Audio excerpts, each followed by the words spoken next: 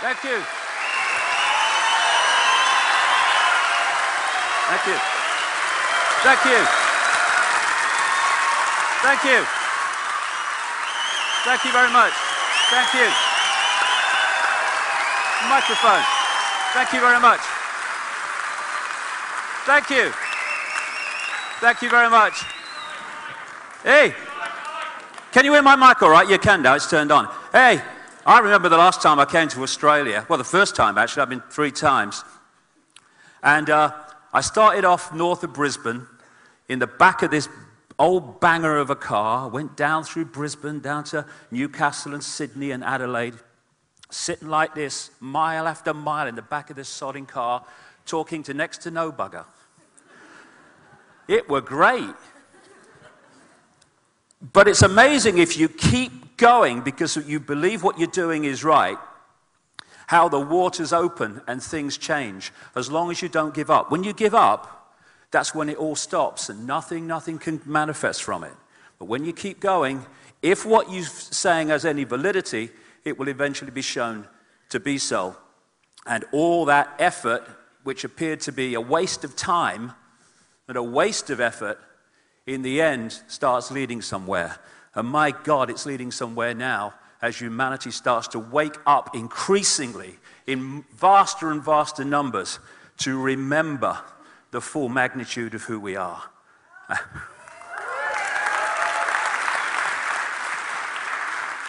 I'd like to thank Adam and all the team for putting this event on so magnificently. And I just ask one thing of you. I want no discord today. Well, actually, you can have discord, just don't blame me for it, okay? Because I'll tell you for why. A few days ago, I turned up at immigration at Melbourne Airport. 20-hour flight, knackered, and I'm standing there and in the line, and I go over with my passport, and it was amazing because she stamped it immediately, and I thought, that was quick, no questions. And I'm waiting for it to come back, and she turned around and gave it to some guy who was waiting behind. Would you go with this gentleman, sir? I've heard those words before, many times. And so I followed this fella. They were very nice, very courteous. And he takes me into these back rooms and hands me over to this lady who takes me into this kind of bright white room, like an Agent Smith type room. And she puts this document in front of me that I have to sign to say that I've read it. And it said a number of things, but this is the key thing. Section 501 of the Migration Act 1958, the Act provides a discretionary power to refuse to grant or to cancel a visa if a non-citizen does not meet the requirements of the character test. Moi? A non-citizen will not meet the requirements of the character test if, among other things, there is a significant risk that they will vilify, incite discord in or represent a danger to the Australian community or segment of the Australian community. I think it's a good idea. I think we ought to expand it. I think we ought to have a character test for government ministers and officials. Reckon? I think so. I think so. Because if we did, Canberra would be a bloody ghost town, wouldn't it? And Westminster and Washington and all of them. Character test. Discord. Definition of discord. Lack of agreement among persons, groups, or things. Oh, call the bloody army out. Mustn't incite that. Tension or strife resulting from a lack of agreement, dissension. Well, that shut Parliament down for a sodding start, isn't it? A confused or harsh sound or mingling of sounds. Parliament again. There you go. And finally, inharmonious combination of simultaneously sounded tones, a dissonance. So if anyone's got a trumpet, play it in tune, or I'm in the crap here, okay? With the government. I don't know. And of course, like all this legislation, terrorist legislation, which doesn't define terrorist, this can be defined by the minister who makes the decision according to this document in any way they bloody like. But, as you know, I am someone who is known to bow to authority and bow the head, so I'd like to say that I take the warning extremely seriously, okay? I take the document extremely seriously, and I've thought of nothing else. I shall watch every word I say today.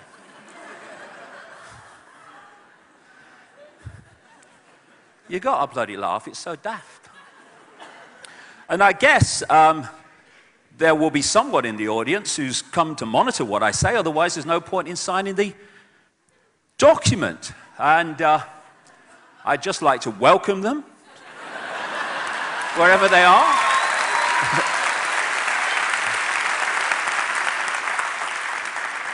And I really do hope that by the end of the day, they will have found it within themselves to get a life. And then their children and grandchildren might be proud of them, instead of asking them, "Mummy, Daddy, what were you doing when this state came in that now controls every area of my life?" "Oh, I was helping to do it, dear." Yeah, okay. My God, do we need this or what? The whole theme of today is to free our minds. It's more than that, as I'll come to.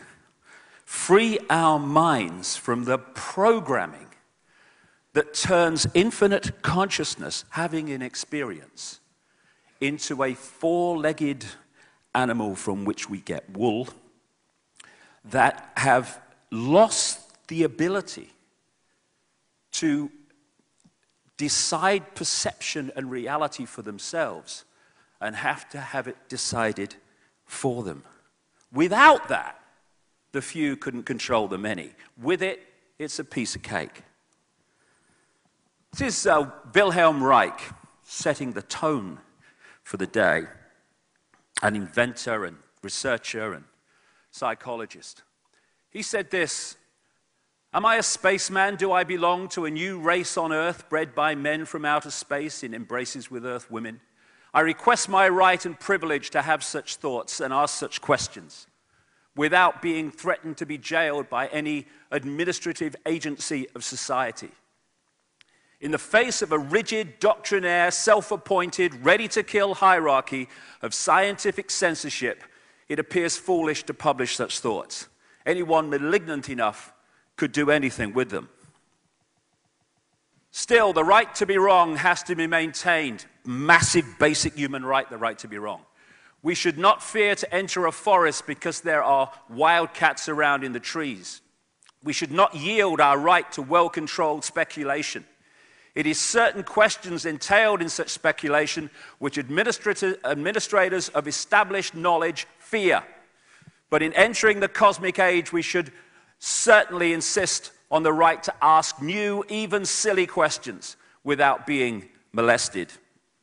And I demand that right for myself, and no men in dark suits or uniforms are going to deny me that, for I am consciousness, not some clone of some idiotic, brain-dead system that seeks to tell me who I am, and what I can and cannot do with my own mind.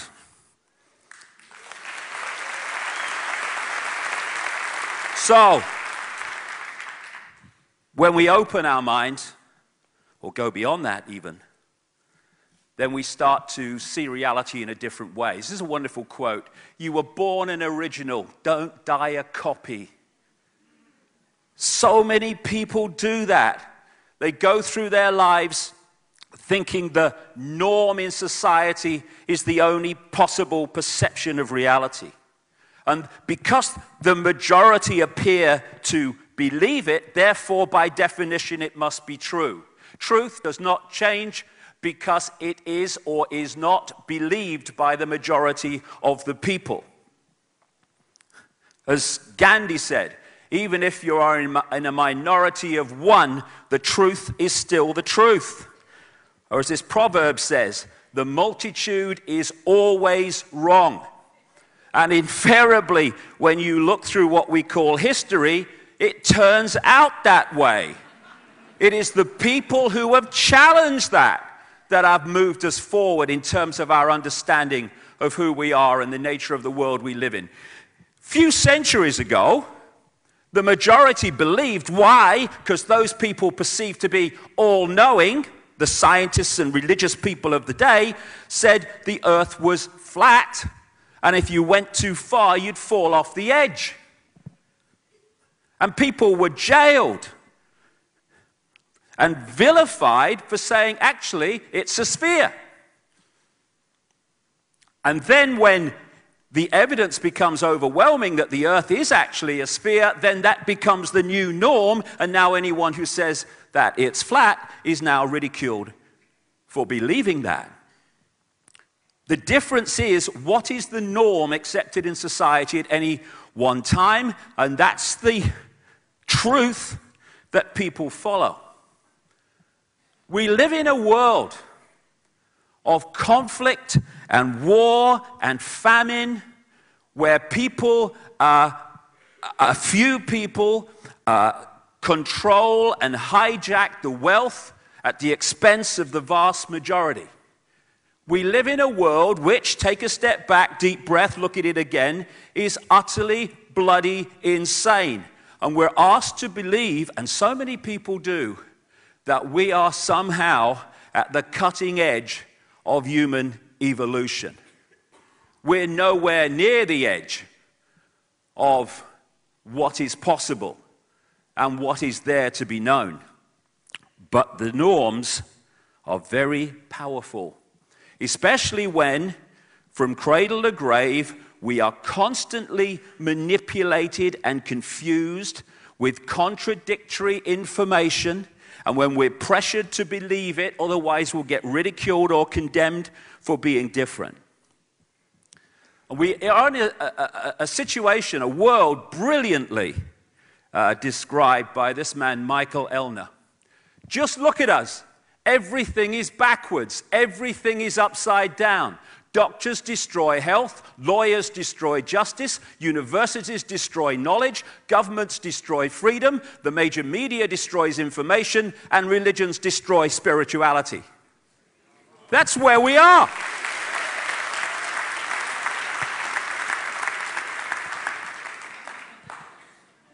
So we live in an upside-down world. Why? That's what I asked 20 years ago. And the answers are amazing when you start to take back the camouflage that's put before us. All the way through our lives, we are being given instructions, we're being given directions, and basically the world has been turned into a maze of confusion.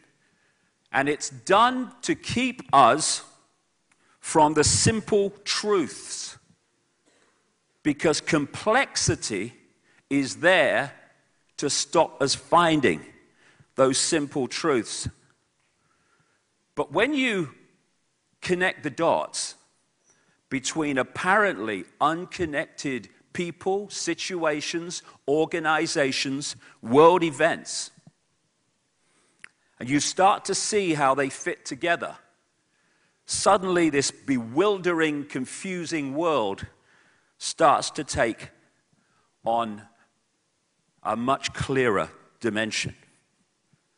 Because only by connecting the dots over, as you'll see today, a vast range of subjects and situations and people, can you start to see why the world is upside down, why it is as it is, and crucially, behind that complexity, those smoke screens of complexity, why behind that is an amazing revelation of who we are and the nature of life, when we start to realize that far from being Ethel Jones or Billy Smith, we are all that is, has been, and ever will be. That is the difference between who we are and who we are manipulated to believe we are. And when you connect those dots more and more, And it's like putting a jigsaw puzzle together. It is putting a jigsaw puzzle together. When I first started doing it, what I was looking for was those straight bits that make up the frame. And in terms of what I'm doing, that was understanding the structure through which a few can control the many. And then as you keep putting more, at the start, it's like, where the bloody hell does this go? What's this? Oh my God, it's so confusing. The more you put the pieces together and the picture appears, the quicker you can put the pieces in, because you start to see what the game is. And the elephant in the living room is that there are two streams of reality going on together. One is a secret agenda to create a global fascist centralized dictatorship to dictate to and control on every level every man, woman, and child on the planet. Going alongside that is what I call the movie. That's the version of the world that we are given through the mainstream media, through what we call education.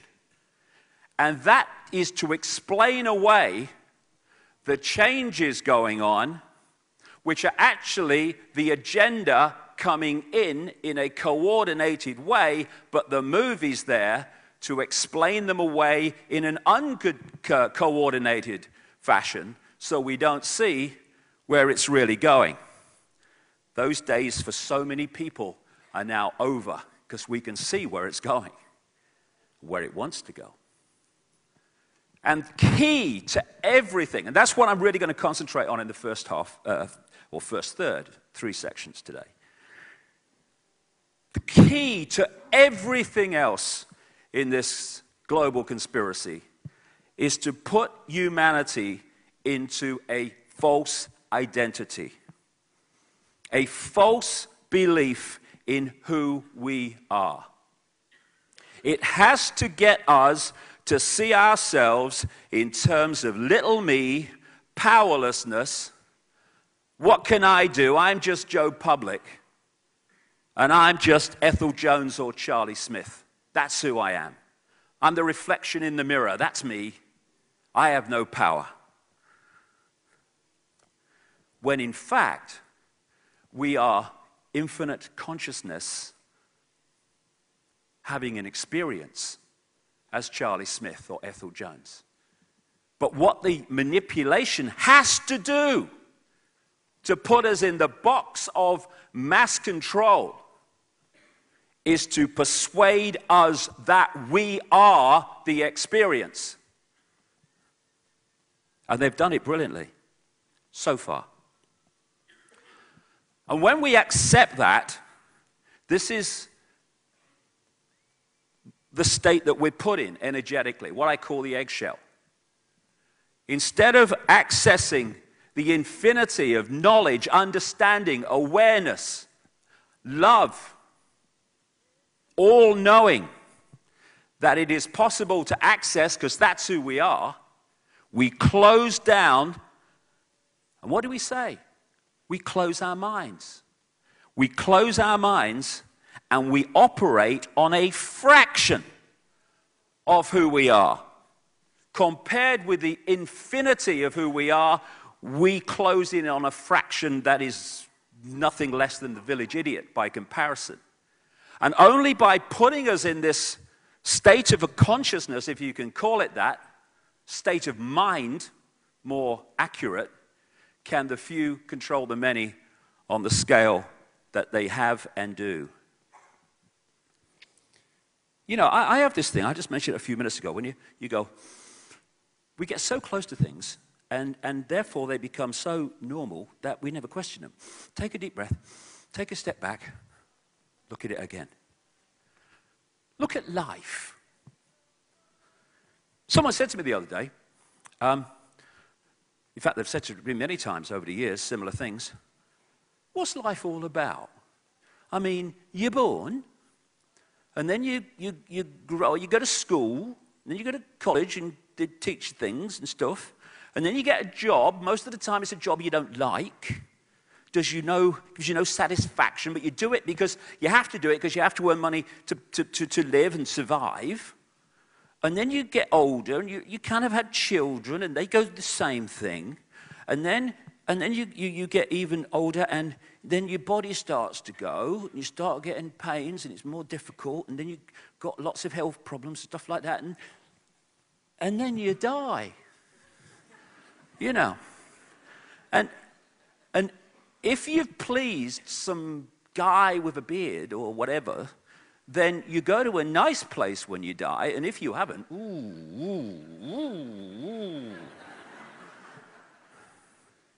and you look at it, and people don't live overwhelmingly, they exist. They stay alive between point A and point Z. And this is life. I think we can do better than that.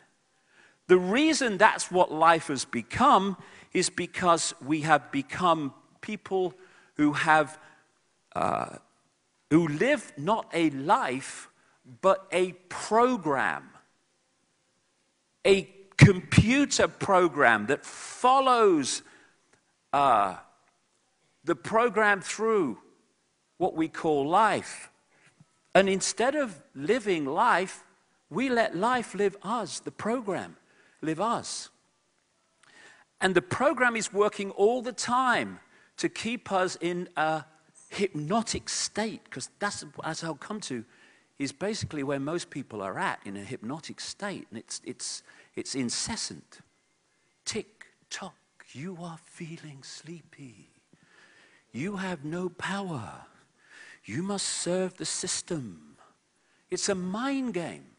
It has to be a mind game because there's not enough manipulators to physically control the population, so they have to do it through mind, through perception. And through that, by the way, get the population to police each other. They put us in prisons of the mind, where we instead of expanding out to all possibility, we have these belief systems, which are nothing more than programs, computer programs, religion, politics, race, self-identity. We are all that is, has ever been, will ever be, and yet once you take on a religion, that goes zoom. Or I'm a Christian, I'm a Muslim, I follow Judaism, and I'm Hindu. Boom! Rules, regulations. You can't say that. You're not a Hindu if you say that. You're not a Christian if you say that. Oh, sorry, oh. And then there's politics. Oh, you're not a Republican, are you? You're not a Republican if you say that. You're not a Democrat. You're not this. You're not that. Oh, I'm a black person. I'm a Jewish person. I'm an Arab person. I'm a middle-class Englishman. That's who I am. It's my race. Boom. What is identifying? Not, experiencing being in a race and enjoying it and all that stuff. I like being an Australian and all that stuff. No problem with that, as long as you realize it's an experience. Once you identify with being the race, you are identifying with being the body, which means you're identifying with being Charlie Smith and Ethel Jones. Gotcha! Which brings us to self-identity, which is the key one. Stop them understanding who they really are, because then we're right up the Swanee. As Mark Twain said, in religion and politics, people's beliefs and convictions are in almost every case gotten at second hand, and without examination from authorities who have not themselves examined the questions at issue, but have taken them at second hand from other non-examiners whose opinions about them were not worth a brass farthing. That's how belief systems come about. The earth's not round, you're mad. By the way, if there are people here, I'm sure there must be, who've never heard my stuff before, all the very best. Because we're going to go into some very strange places before this day is out. He's just said the Queen's a lizard. He couldn't have done. He couldn't have said that. He did. He did.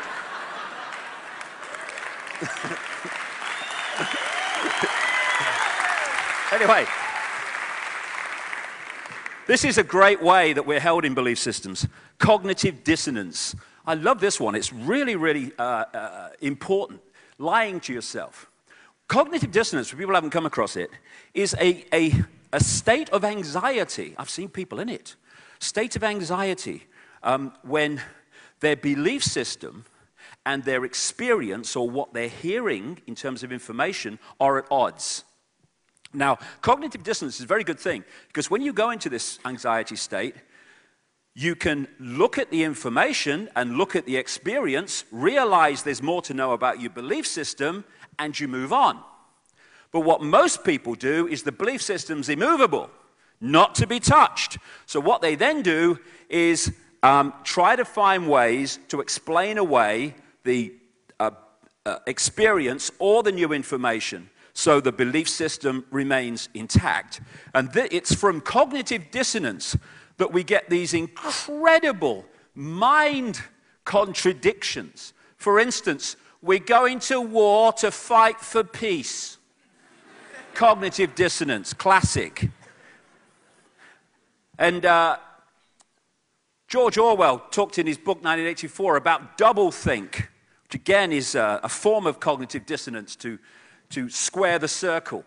Doublethink means the power of holding two contradictory beliefs in one's mind simultaneously and accepting both of them. Fighting for peace. And that's where this comes from. War is peace, freedom is slavery, ignorance is strength. And only by persuading us to take on these contradictions and accept them as real can the few control the many. And the idea, and my goodness me, they've got so many people in this world in this state, the idea is to keep us in a total and constant state of confusion. Thinking the world is sane when it's utterly crazy. Like doctors destroying health. When you realize what the game is, when you've connected enough dots, that is not a contradiction at all anymore. It's only a contradiction when you don't know what the game is. Doctors destroy health because it's about wealth, not health. Pharmaceutical companies are not there to bring health to the population. They're there to scam them on one level for vast amounts of money. They're not interested in curing people of cancer. They're making too much money treating the symptoms in this assisted suicide we call chemotherapy. And also to so drug the population in various and many ways that, again, our ability to think straight and sharply is destroyed. This guy, William Osler, Canadian physician, he said one of the first duties of the physician is to educate the masses not to take medicine. I like him. I like him. I don't know why he said it, but it's true. Lawyers destroy justice. Of course they do.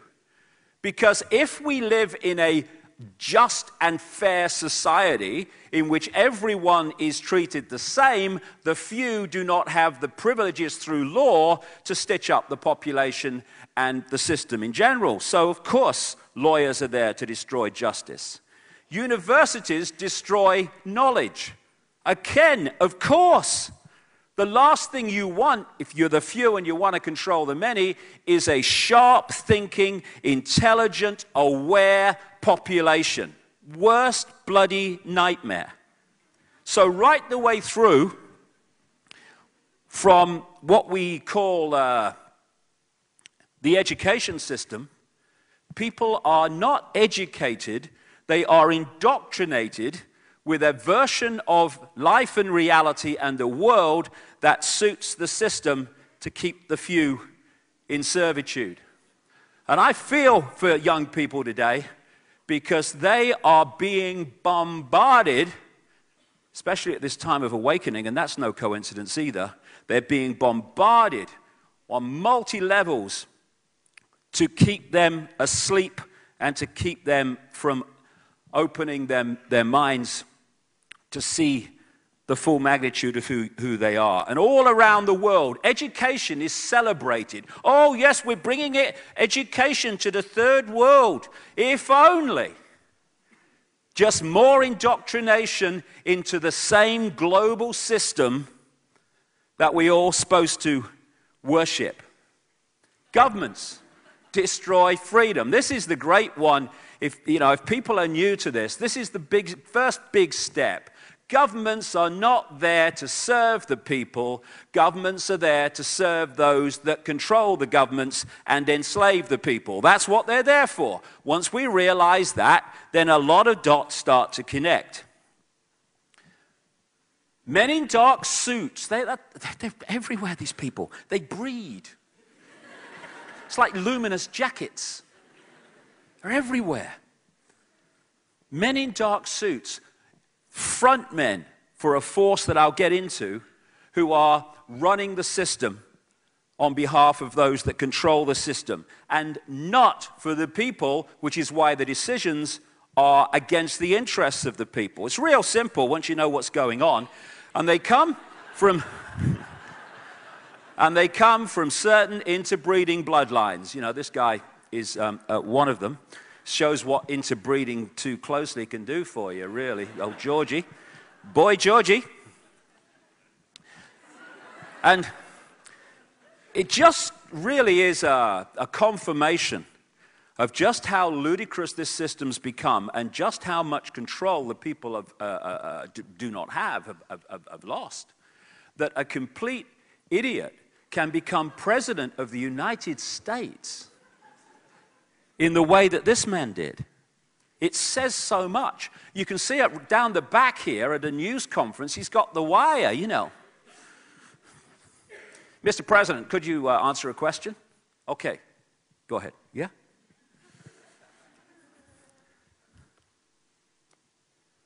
Our enemies are innovative and resourceful, and so are we.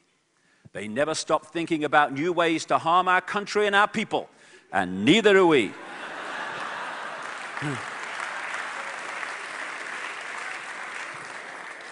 President of the United States, the so-called most powerful country in the world, and that man can become leader. And now the power of persuasion, a man who was spawned from the most corrupt political system in America, Chicago, has become the Messiah for the world in the minds of so many people. When the guy is just the political equivalent of a used car salesman come in here to sell an agenda with a smile on his face.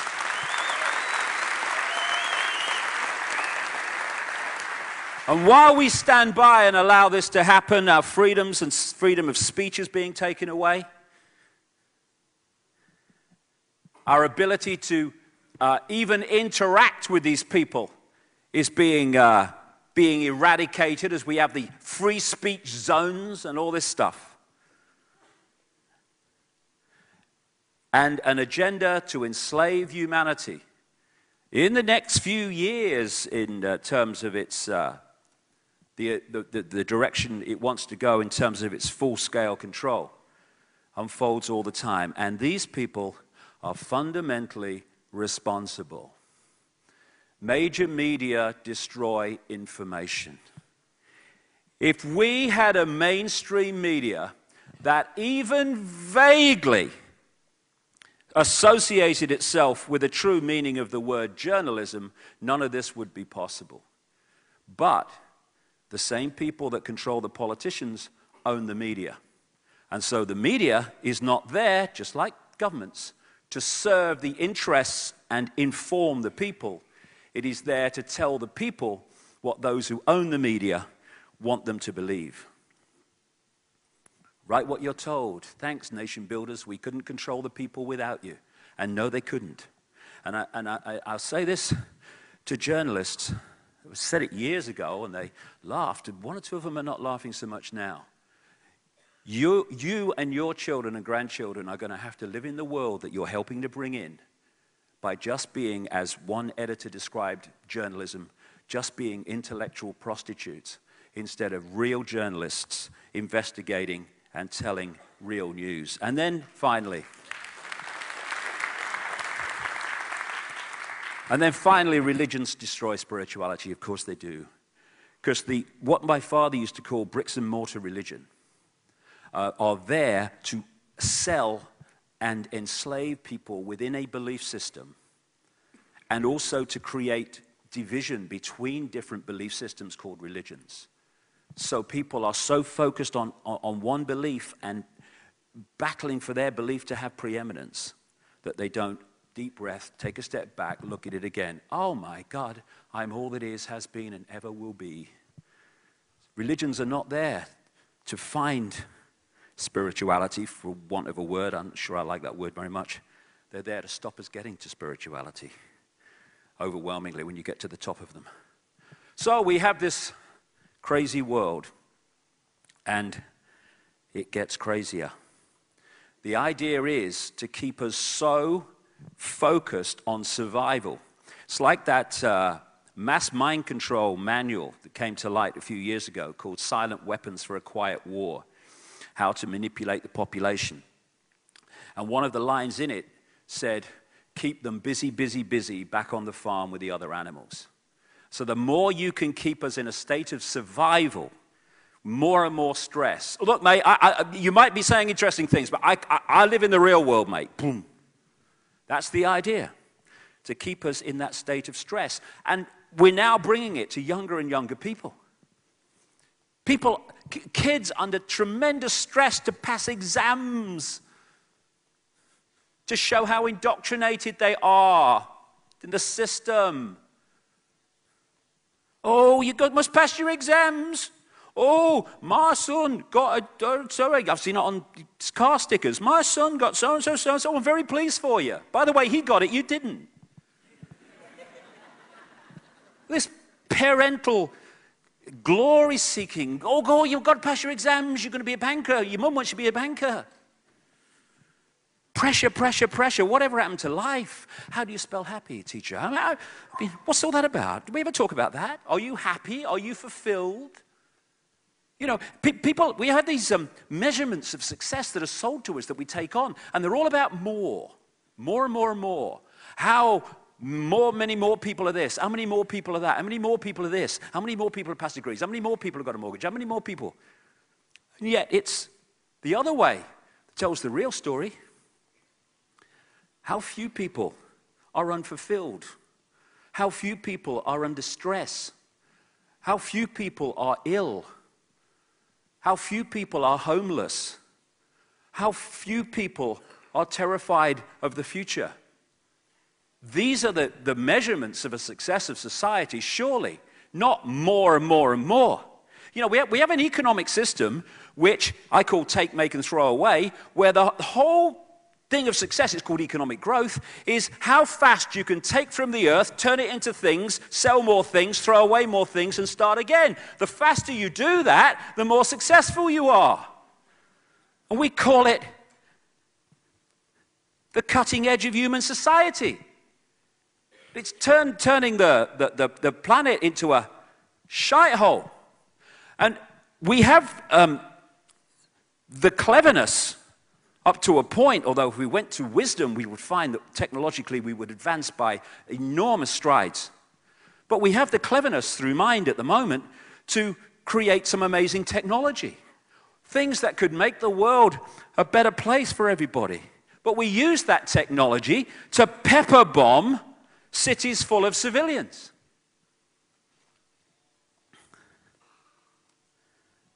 We are now such at the cutting edge of human evolution that we can kill more people than ever before. And we do.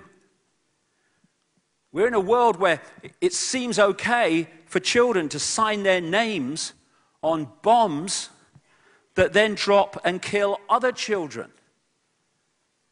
Like I say, we think the world is sane. Well, we people in this room don't, but so many people do, when it is utterly insane. And what keeps people from understanding this? The constant hypnotic trance that we put in. You are feeling sleepy. Tick-tock, tick-tock. You don't want to know about pepper bombing cities? Watch this. Shut up. Quick, honey. She's going for the car. Whoa.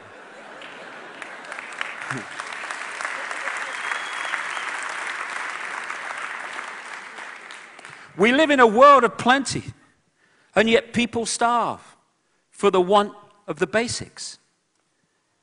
We have food galore in some parts of the world, which comes often from the parts of the world that go hungry. And we throw away more food than most people eat in many, many months. I've seen this in Ecuador. People living on rubbish tips, waiting for the vans to come from the Western hotels to pour the rubbish food, thrown away food on, and then they go and eat for the day from it. The world that we have allowed to happen. But don't look at that. Tick-tock, tick-tock. Look at this. Shut up. Hey, quick, honey. The Steelers are going to score. Cool, yeah. I've got nothing against that. I love sport.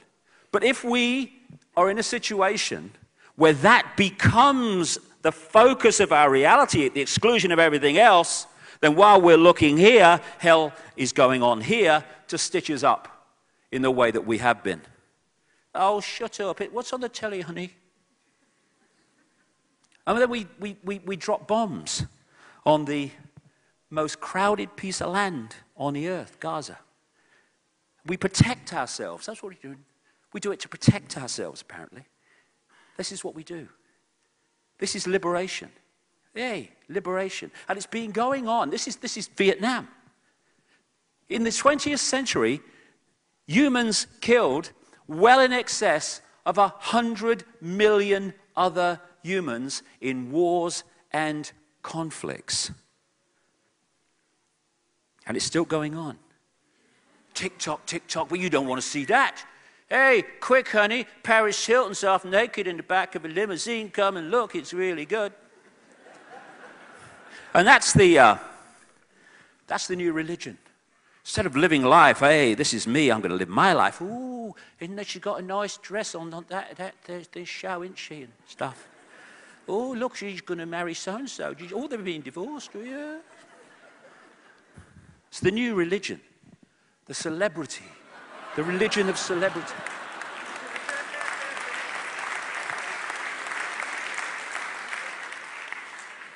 I'm just in the supermarket. Oh, yeah, I'm getting some beans. They're up there. They don't have to shop in the supermarket because they're different. And then we have a situation where we have a system called money, which is based on money that has never, does not, and will never exist. Steps back in amazement to say it again. I didn't quite catch that. We have become so divorced from the world that we live in that most people never ask the simple question, what is money? When you go into a bank and you ask for a loan, $50,000 or something, what does the bank do? It does nothing in terms of moving precious metal anywhere, printing money, anything. It just types into your account $50,000. And from that moment on, you start paying back interest and eventually the principal, if you're lucky, on the $50,000. Because the same people that have controlled the politicians and the governments have controlled the banks, legislation has been passed which allows banks to lend at least 10 times, and my God, it's at least 10 times, what they have on deposit. So every time you put $1 in a bank, you're giving them the right legally to lend $10 dollars. And interestingly, when you, say, take out a loan for $50,000, that $50,000 has been given to your computer screen on the basis of someone else putting a fraction of that in the bank. And then you take that $50,000 and maybe you give someone $20,000 to buy something. They'll take that $20,000, which has already been created out of nothing, and they'll put it in another bank. Now the $20,000 from the original $50,000 gives this bank the right to lend 10 times the $20,000. And so it goes on. What a bank can create out of nothing and charge interest on to the population from $1 or $100 or whatever the figure is fantastic. And we don't ask questions. I've talked to economists, who are earning cuckoo land amounts of money on the telly and stuff. I say, what is money? How is it created? They can't tell you. They never thought about it. It's just there. It's governments. No. It's the DNA of this society which holds this society more than anything else in so many ways, on a physical level, in servitude. Money created out of nothing, called debt, credit, which we then spend the rest of our lives paying back. But don't look at that. Don't let them know that. Tick, tick, tick. Hey, quick, honey, it's the Jerry Springer show. This man's going to punch his girlfriend. Come and look, honey.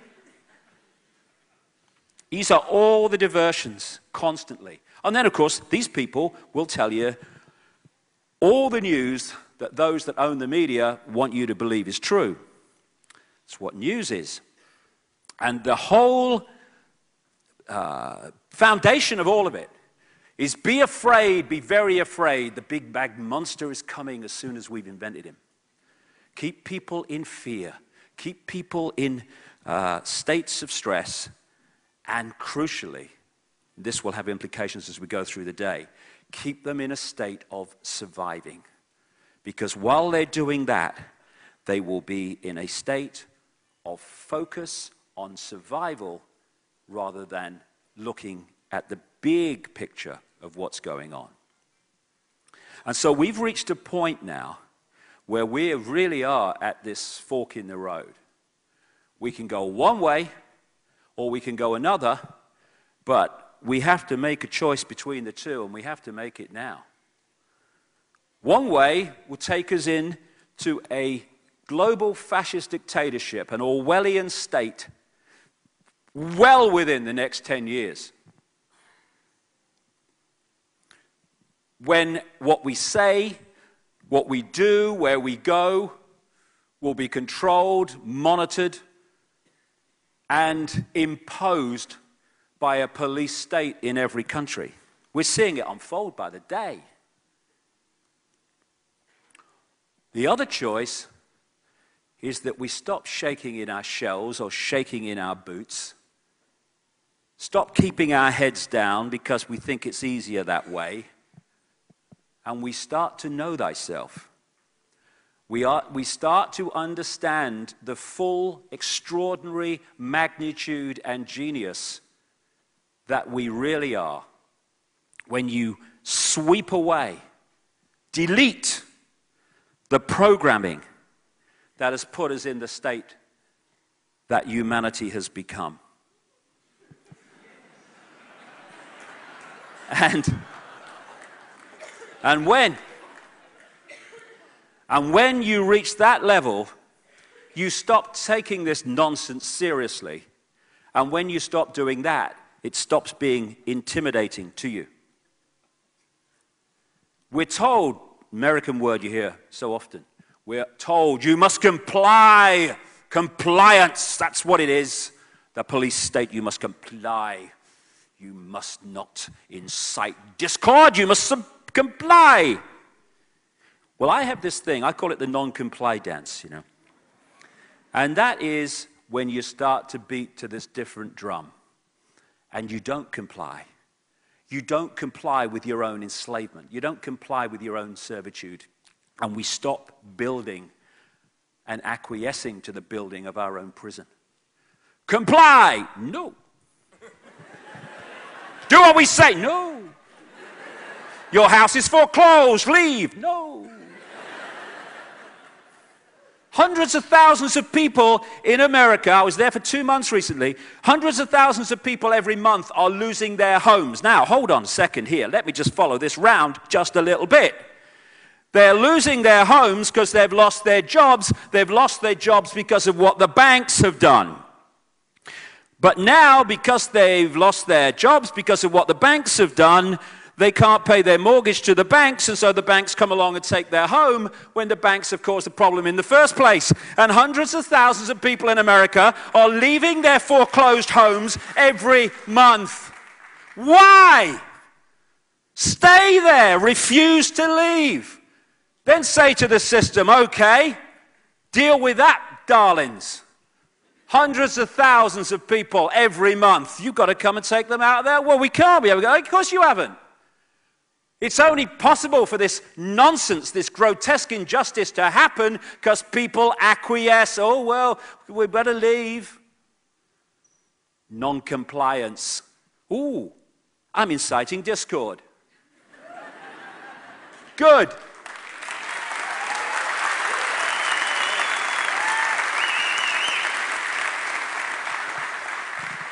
If we really look in the mirror and see the true reflection of ourselves, this system will collapse. As Martin Luther King said, the ultimate measure of a man is not where he stands in moments of comfort and convenience, but where he stands at times of challenge and controversy. We are at that time of challenge and controversy. Where do we stand? Comply or non-compliance? Free your mind from the programming that holds us in little me. Free ourselves from the hypnotic trance we've been put in. It's a mad, mad, mad, mad, mad, mad world, yes. But why? Because what has been kept from us crucially, above all else, is who we are, the nature of life, and the nature of the reality that we live in. I started out after ridiculously outrageous things happened to me about 20 years ago. The top of my head blew off, and it was never the same again. Thank you, God. I started to ask big questions because unless we ask the big questions, and most people don't because we're so focused on survival and today, surviving another day, you never get the big answers. How can you? And when you ask the big questions, the world looks very different. You start to realize, for instance, that there is a multi-leveled conspiracy to enslave humanity on multi-levels, mentally, emotionally, and therefore physically. And some other questions I started to ask, and this is where I want to concentrate on in this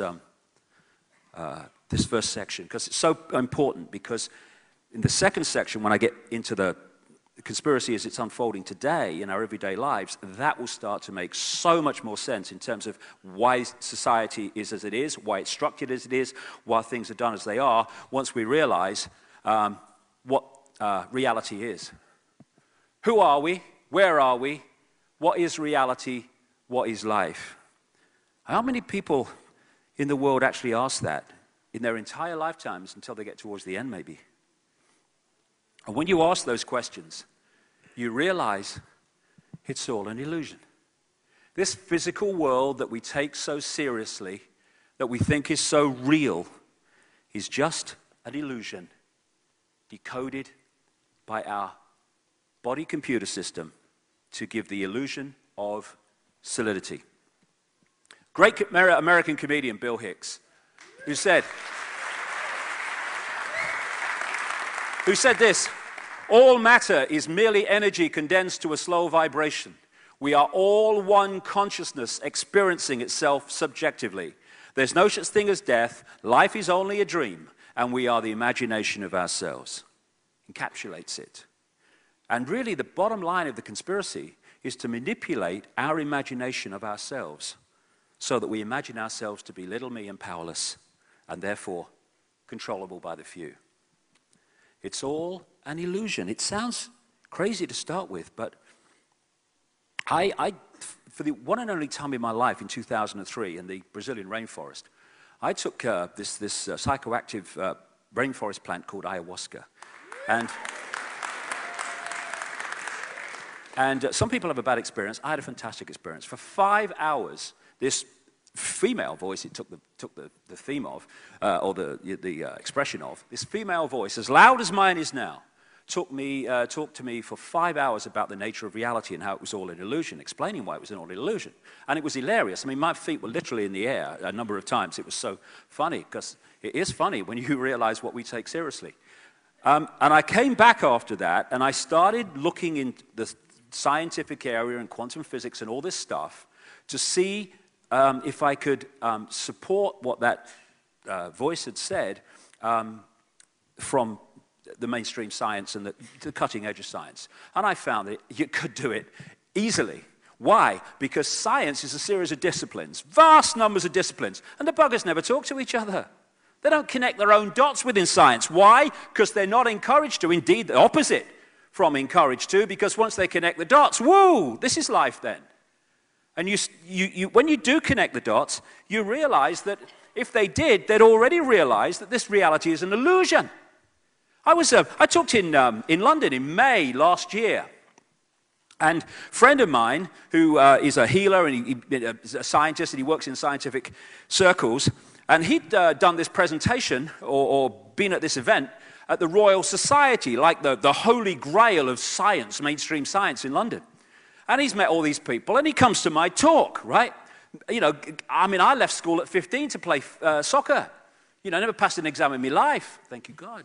Okay, so, and he met 4 or 5 of these guys who'd been at the Royal Society, mainstream scientists, and he said, what the hell are you doing here? And they said, well, we've come to hear it how it really is.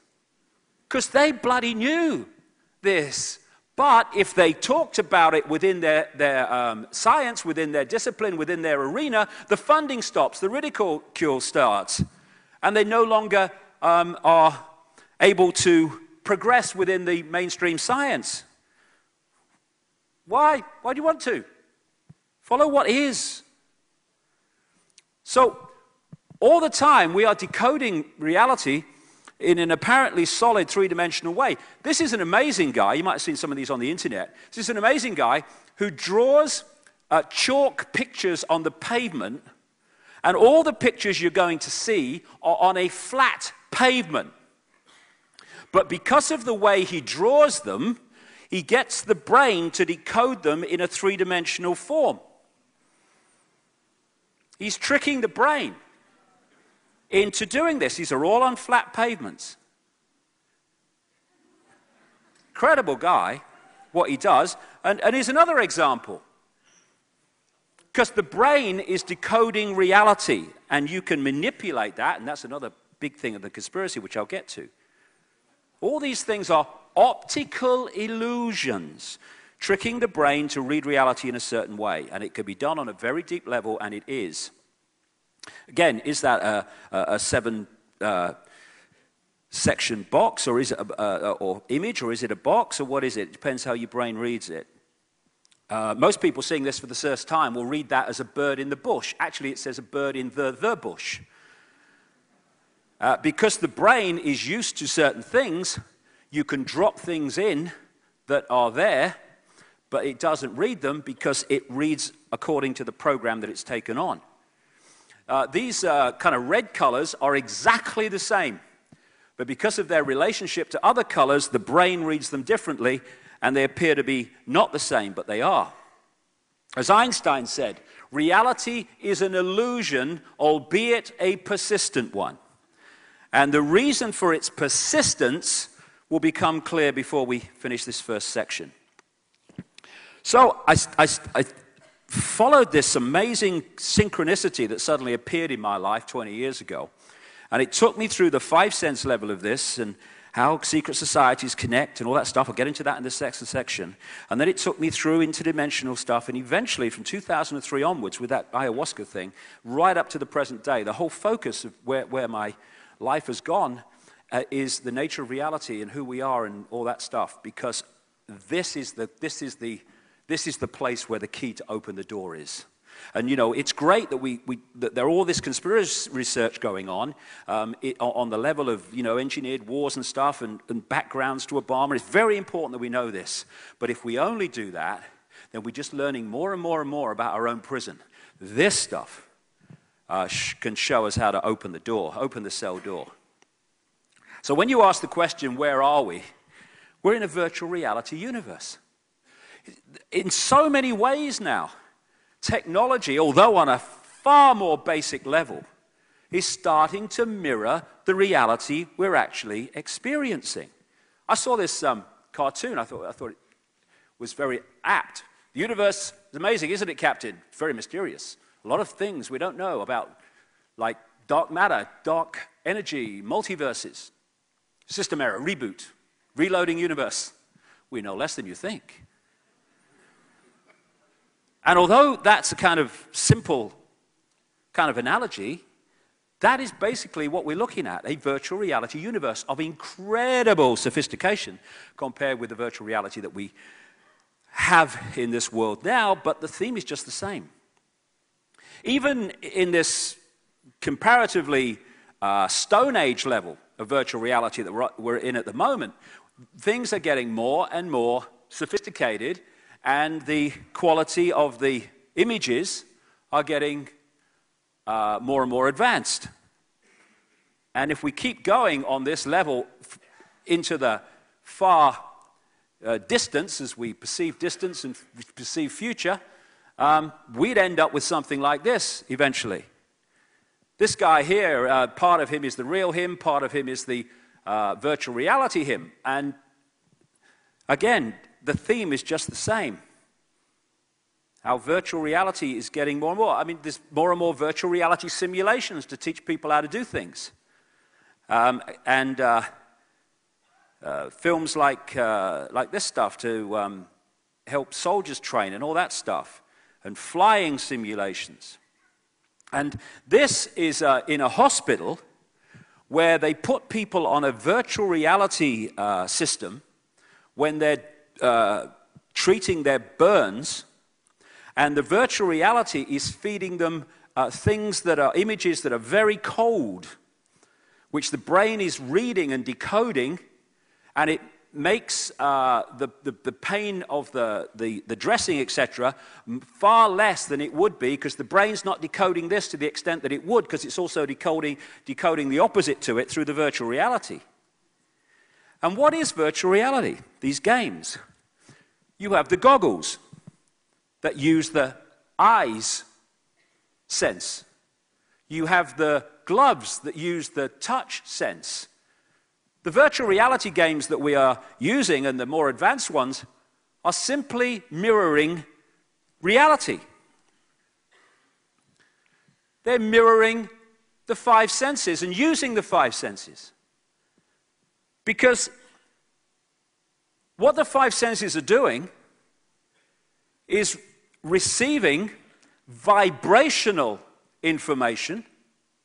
It's what they do. I mean, the ear's the obvious one with sound, but they're all receiving vibrational information, turning it into electrical signals, another form of the same information, passing it to the brain, which then decodes that into the world we think is out there, but actually this only exists in here.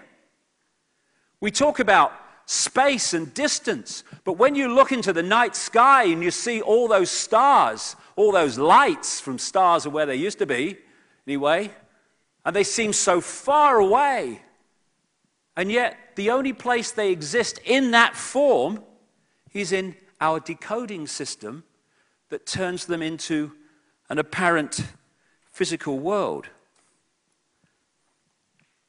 So that's where the world exists.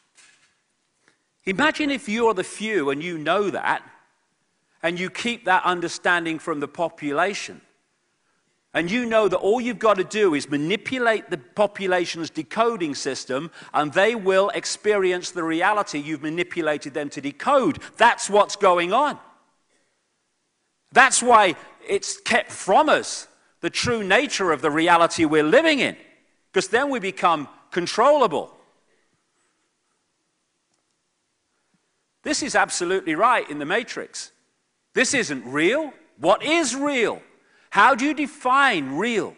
If you're talking about what you can feel, what you can smell, taste, and see, then real is simply electrical signals interpreted by your brain.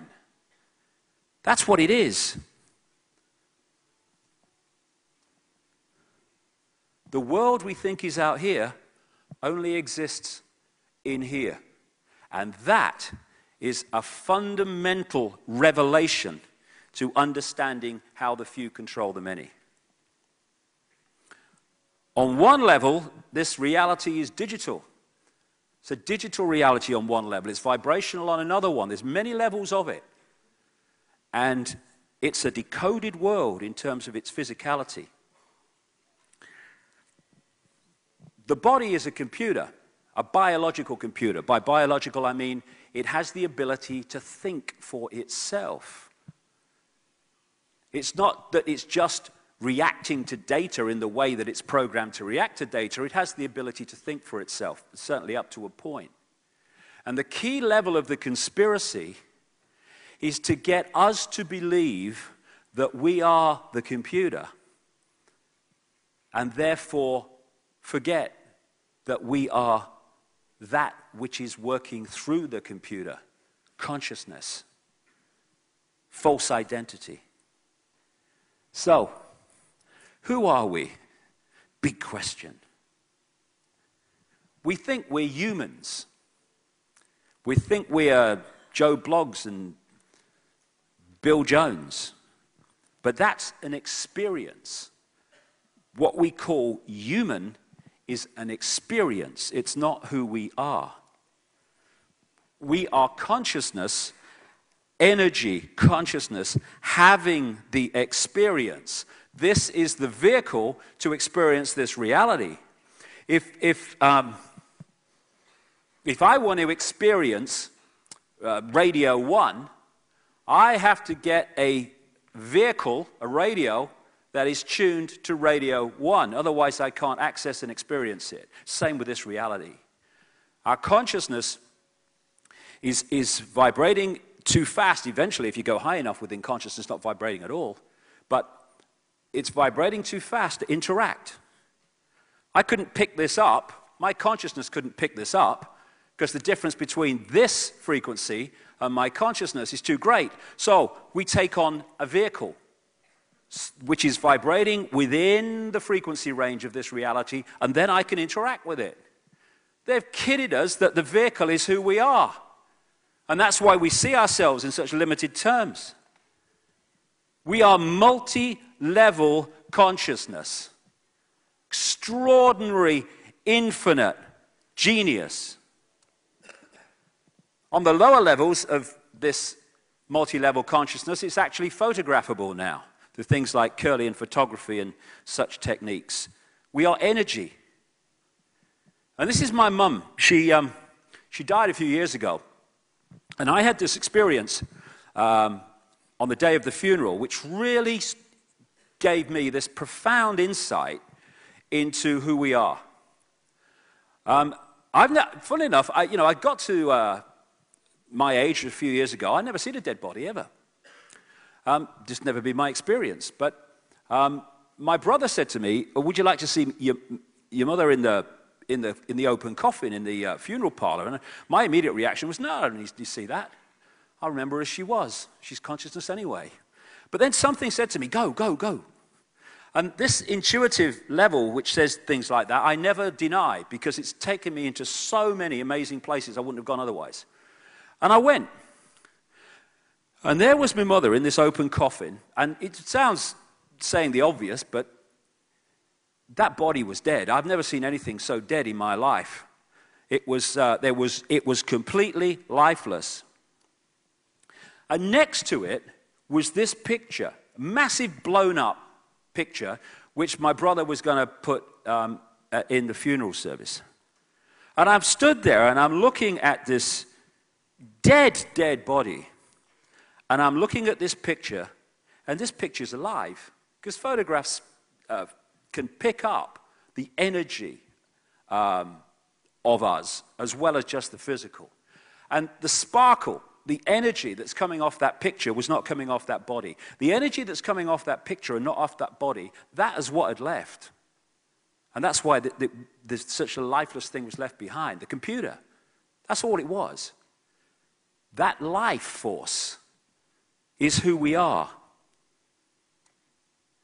And you see this and experience this through people who have what we call near-death experiences. When they leave the body dies, and then the body's revived, and they find themselves back in the body, and often they talk about going through the tunnel and all the rest of it. And this is what one near-death experiencer said about what he experienced in that out-of-body state.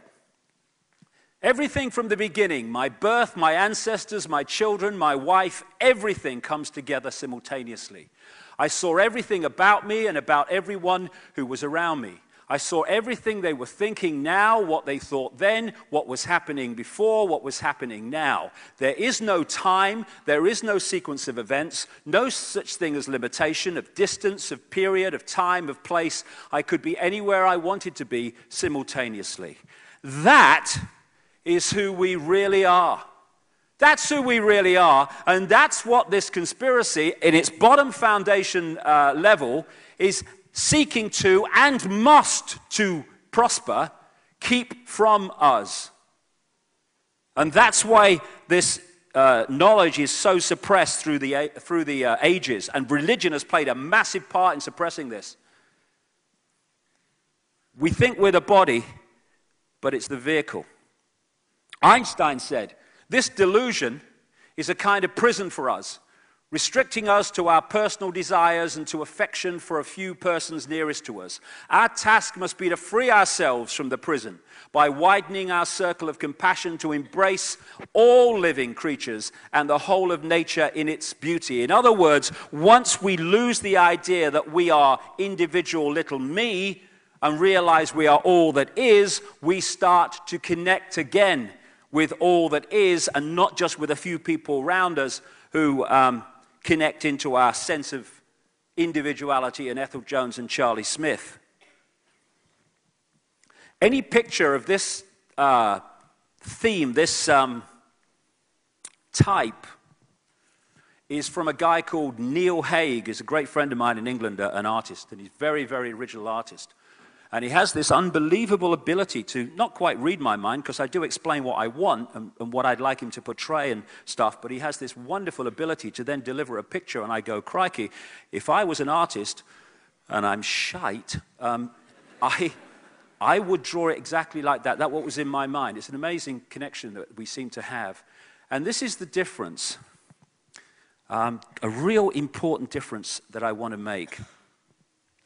Okay, again, it's all words and it's how they're defined. I'm going to define the words for this day. Consciousness is the word I'm using for what we really are. All that is, has been, ever will be. And consciousness has an experience within this reality if it chooses to. However, as I said about we must take on a shell and all that stuff to act with this reality, it's very similar to if you want to go on the internet, you can't just sit there in a chair on an empty desk and go on the internet.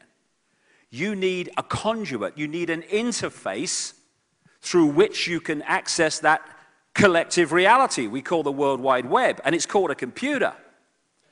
What consciousness does is exactly the same in a fantastically more sophisticated way. It takes on what I call the biological computer, the body, as its interface. And the body and its immediate energy field, I'm calling the mind. And the is very important. Because for me, the more that I kind of start to understand this, we talk about my mind, your mind, his mind, her mind. No, I would say that's not how it is. It's the mind. The mind is the interface between consciousness and this reality. And you can be a Wall Street banker over here and a New Ager over there and still be in the same mind. And what the conspiracy is about, in its primal level, is pulling us and our point of perception into the vehicle, into the interface, the mind, and out of consciousness. And what's happening now, and I'll get into this in the last section, is there are changes taking place vibrationally in this reality, which is helping people to open their minds to consciousness, and therefore people are, as we say, waking up from mind into consciousness. And the moment we start to do that, bang, we see the world in a completely different way. Why? Because our point of perception, our point of observation moves out of mind into consciousness. And the mind is a very good thing, because we can use that to interact with this reality. And the mind operates through something called thought, which is a very, very low level of perception. Consciousness operates through something I call knowing. It's all knowing. It's all that is, has been, and ever will be.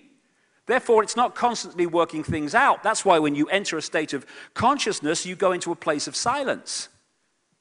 When you're stuck in mind or interacting with mind, that's what the chatter is all the time. The mind never shuts bloody hell up. Whereas you go into consciousness and there's silence. Why? We live in a world of things. And everything seems to be things. We live in a world of noise, constant noise now. But that's not the prime reality, though we think it is. The prime reality is consciousness, which is silence. It's silence because it doesn't have to work things out, because it knows. And we think silence is nothing. So we say, can you hear anything? No. Nothing. No. Nothing. And yet, everything comes out of the silence and goes back into the silence, because what consciousness is at its highest level is all possibility, all potential. And in the silence is all potential, all possibility. And then when I start talking, I'm pulling through sound one possibility out of all possibility, and now through the senses, now I'm in one possibility. So when we have silence, and I start talking, the noise comes out of the silence, and as soon as I stop talking, the noise goes back into the silence. And it's the same with space. With space, what is space? It's nothing. The reality here is things. But what defines this theater? As much as the things, the seats and the ceilings, what defines it is the nothing. And in the realm of things, things come out of the nothing, and then they go back. That's what's happening when we die. We're born out of the nothing into the world of things, and then the body goes back into nothing. And one of the things that stresses people out, if we could come to terms with it, would be a lot more helpful, is we're always trying to find stability and permanence in a world of things, when the world of things is, by very definition, totally impermanent. The permanence is the nothing, the silence, consciousness, which is what we always will be. And so when we come in to the mind, if we come in and hold that connection to consciousness, then we're in this world and we can use the mind to interact with it, but our point of observation is beyond it. And therefore we see things from this point of view. We become observers rather than caught in it. If we lose contact with consciousness, we come into this reality and we become prisoners of the mind in that eggshell. And now we're in this world and of it. And if we are in that state, we're not getting our inspiration and our knowingness from consciousness and getting a fix on who we are and the nature of reality. So where do we get it from? Through the five senses. And who's controlling that information? Those that control the media, those that control education, those that program one generation called parents, who then program the next generation thinking they're doing the best for their kids. And so we have this mind-controlled society which is unconscious. Consciousness is like the ocean, the everything. Mind, of course, is a form of consciousness because everything is, but it's a much more concentrated and static and limited form of consciousness that we call mind and thought. And we call it intellect too. It's funny. It's not just funny. It's kind of explains why we live in a society that worships the intellect. Oh, he's got a great mind. Oh, he's mindless. Ooh, look at him. We worship the mind. We worship the intellect. We reward intellect. And we laugh and ridicule at those who come from a position of consciousness because intellect literally cannot get its mind round the perceptions and perspectives of consciousness because that's not where it's coming from. Let's just do that again. So if we open the mind, and all these phrases we use, and they're so, we're spouting these classic truths all the time. When we open our mind and let consciousness in, the mind becomes a servant to consciousness and not the governor of our perception. And that's the state that more and more people are starting to get into, and therefore their perception of reality is transforming in an amazing way all around the world. I've been to nearly 50 countries now. I think it's 48 or something like that. I tell you what, this awakening's happening everywhere. And the question is, are we going to be consciousness or are we going to be mind? Are we going to come from a perspective in our daily existence of being all that is or little me? That's the difference between being free and being enslaved by these silly people in dark suits and those behind them. This guy, Ramana Maharshi, was an Indian guy. I went to the place where he did this once a few months ago. And he spent most of his life just meditating. I mean, that's an option. It's not something I choose to do, but it's an option. I mean, we can do that. And what it did was help him see the difference between mind and consciousness. And he said, mind is consciousness which is put on limitations. You are originally unlimited and perfect. Later you take on limitations and become the mind. Perfect. That's what we do. So we can start to see, and I'll get more into this in the last section, we can start to see how we can turn this bloody key and open this door, which you can't do unless you get into these deep levels of understanding the nature of reality. And Einstein said, a human being is a part of the whole called by us universe, a part limited in time and space. He experiences himself, his thoughts and feeling as something separated from the rest, a kind of optical delusion of his consciousness. And that's exactly what it is, an optical delusion. So it's not just freeing our mind, it's freeing ourself from mind, or freeing ourself from the domination of mind on our sense of perception. And, you know, all the way through what we call history, these basic truths have been repeated. It's nothing new, it's just we're getting more to understand them in the mainstream.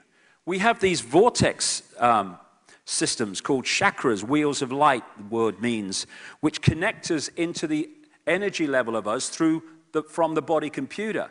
And the key connection is through what we call the heart chakra here. So, you know, people talk about love and they symbolize the physical heart. Actually, that comes from originally from this heart vortex, the understanding that this is the seat of connection to consciousness. There are other connections as well, like the right side of the brain, which I'll get to shortly. But the heart is a key connection. And it's the difference between the head and the heart is the difference between thought, particularly left brain thought, which is what most people are stuck in, and intuitive, the word again, knowing.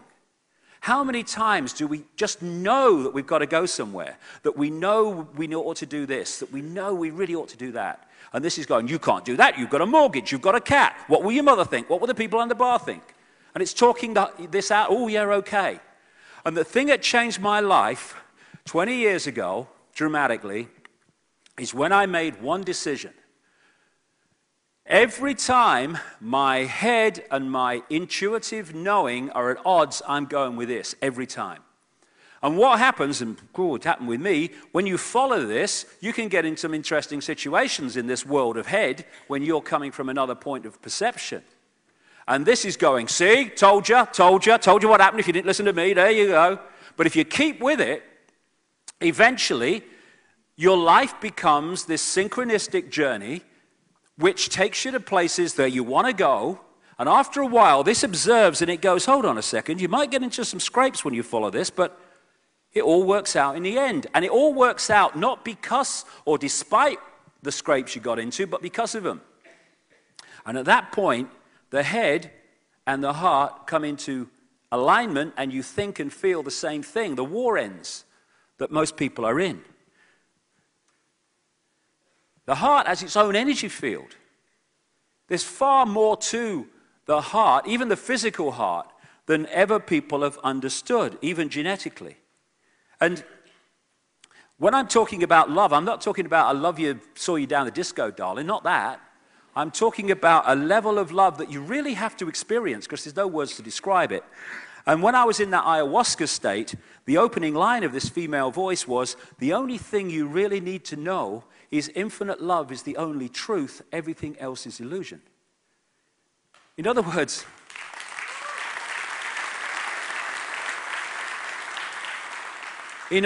the existence of one infinite consciousness, that's the only truth. Everything else is illusion. It's the manifestation and manifestations of that consciousness in many and various ways, but the manifestations are the illusion. The consciousness is the base reality of everything. And one of the lines from one of my books, love is not something you're in, it is something you are. That's the difference. It's interesting, I've talked to people who work in mind control and stuff, or used to, and they tell me that if you stimulate a certain part of the brain, you can get anyone to fall in love with anyone, as long as you stimulate their part of the brain as well. You'll get this attraction. It's electrochemical attraction. We call it love. It's actually attraction. Love is something beyond what we perceive to be love in this world. And when we close the heart, and fear and stress and all that stuff close the heart chakra very, very powerfully, that's when we end up. And also fear of being different means fear of following the heart intuition because of what people will say about you because you're acting in ways that are different. And that's that puts us in these eggshells. And when we open the heart, we're dealing with a level of love, call it cosmic love, unconditional love. There are many descriptions for it, but it's love that you have to feel to understand what it is, and I'm sure many people in this room have, although it's fleeting within the world sometimes that we experience. And when we open up, then we connect with all that is, and then we start to access levels of intuitive awareness that start to make the complex world of things and apartness become, whoa, that's how it goes together then. And without that, we're just lost in confusion, lost in the world of mind, which sees everything in apartness. I was in the bath last year, because I have one occasionally, and I'm sitting there with me duck or whatever, and don't know what I was doing, and I got this real clear picture in my mind from nowhere. First of all, there was this billowing energy, which I took to be consciousness. Why, I don't know, but that's what came. And then an eye appeared in this energy. And then in front of the eye came a telescope.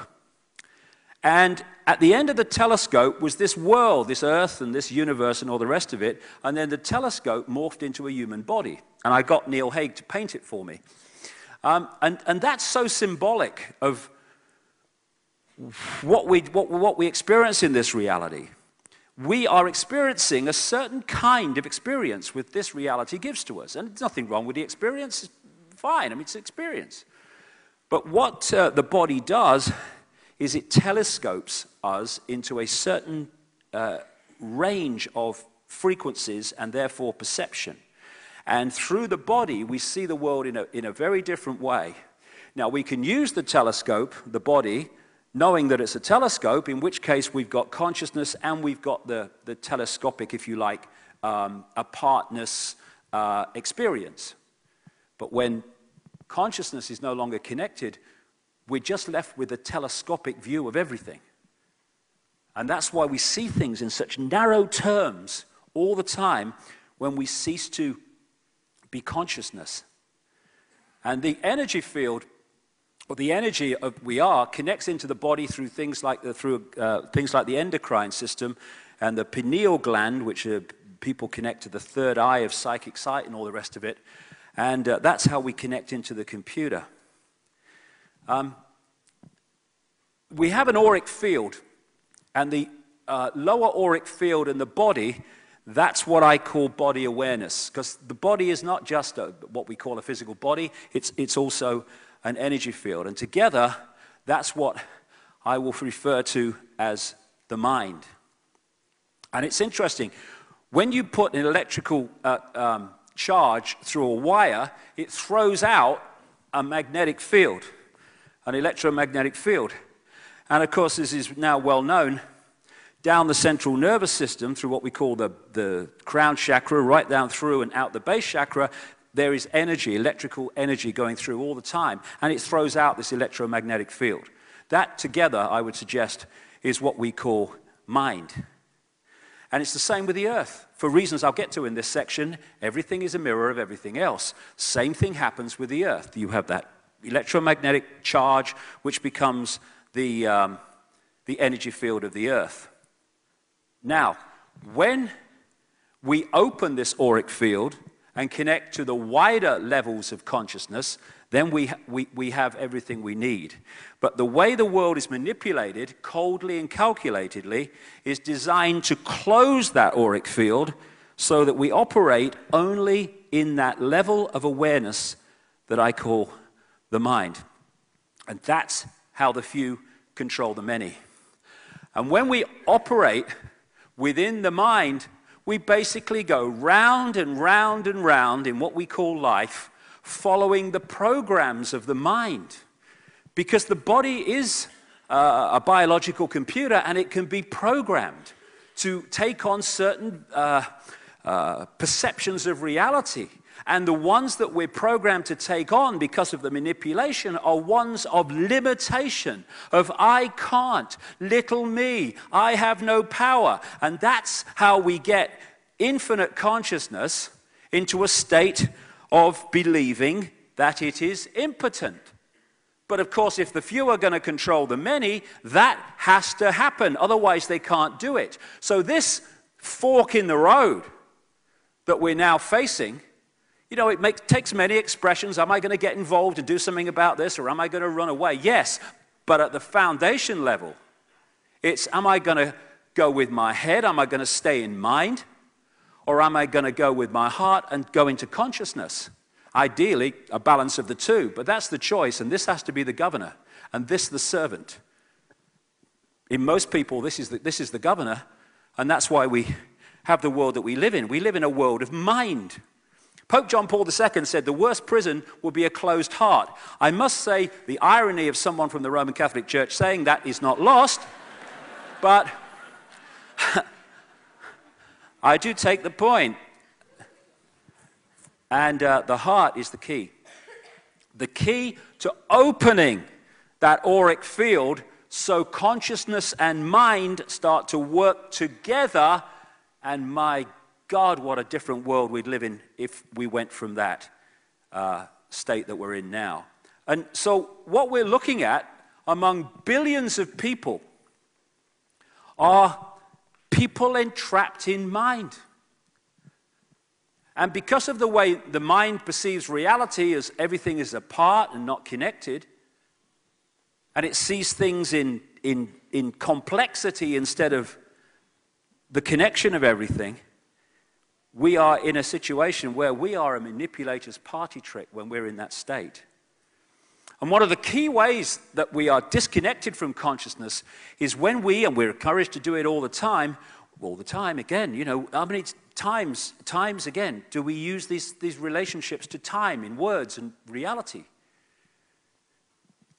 Yeah, I used to find it, when I was in mind, like everyone else gets caught in mind, I was trying to work out years and years and years ago this thing that there was no time. I knew intuitively there was no time, but this, I couldn't get my bloody head around that bugger. But now it's so bloody obvious that there is no time. There is only one place, there is only one time, and that's what is become known as the now. And the now is where consciousness is. Because consciousness operates in the now, a state of no time, if we can be pulled into a connection to time and past, present, and future, by definition, we are already disconnecting from consciousness because that's in a state of no time and suddenly our perception has gone into a state of time. How many people, and I'm talking about myself this over the years too, big time. How many of us, we don't live in the now. We live in the past, what we perceive the past.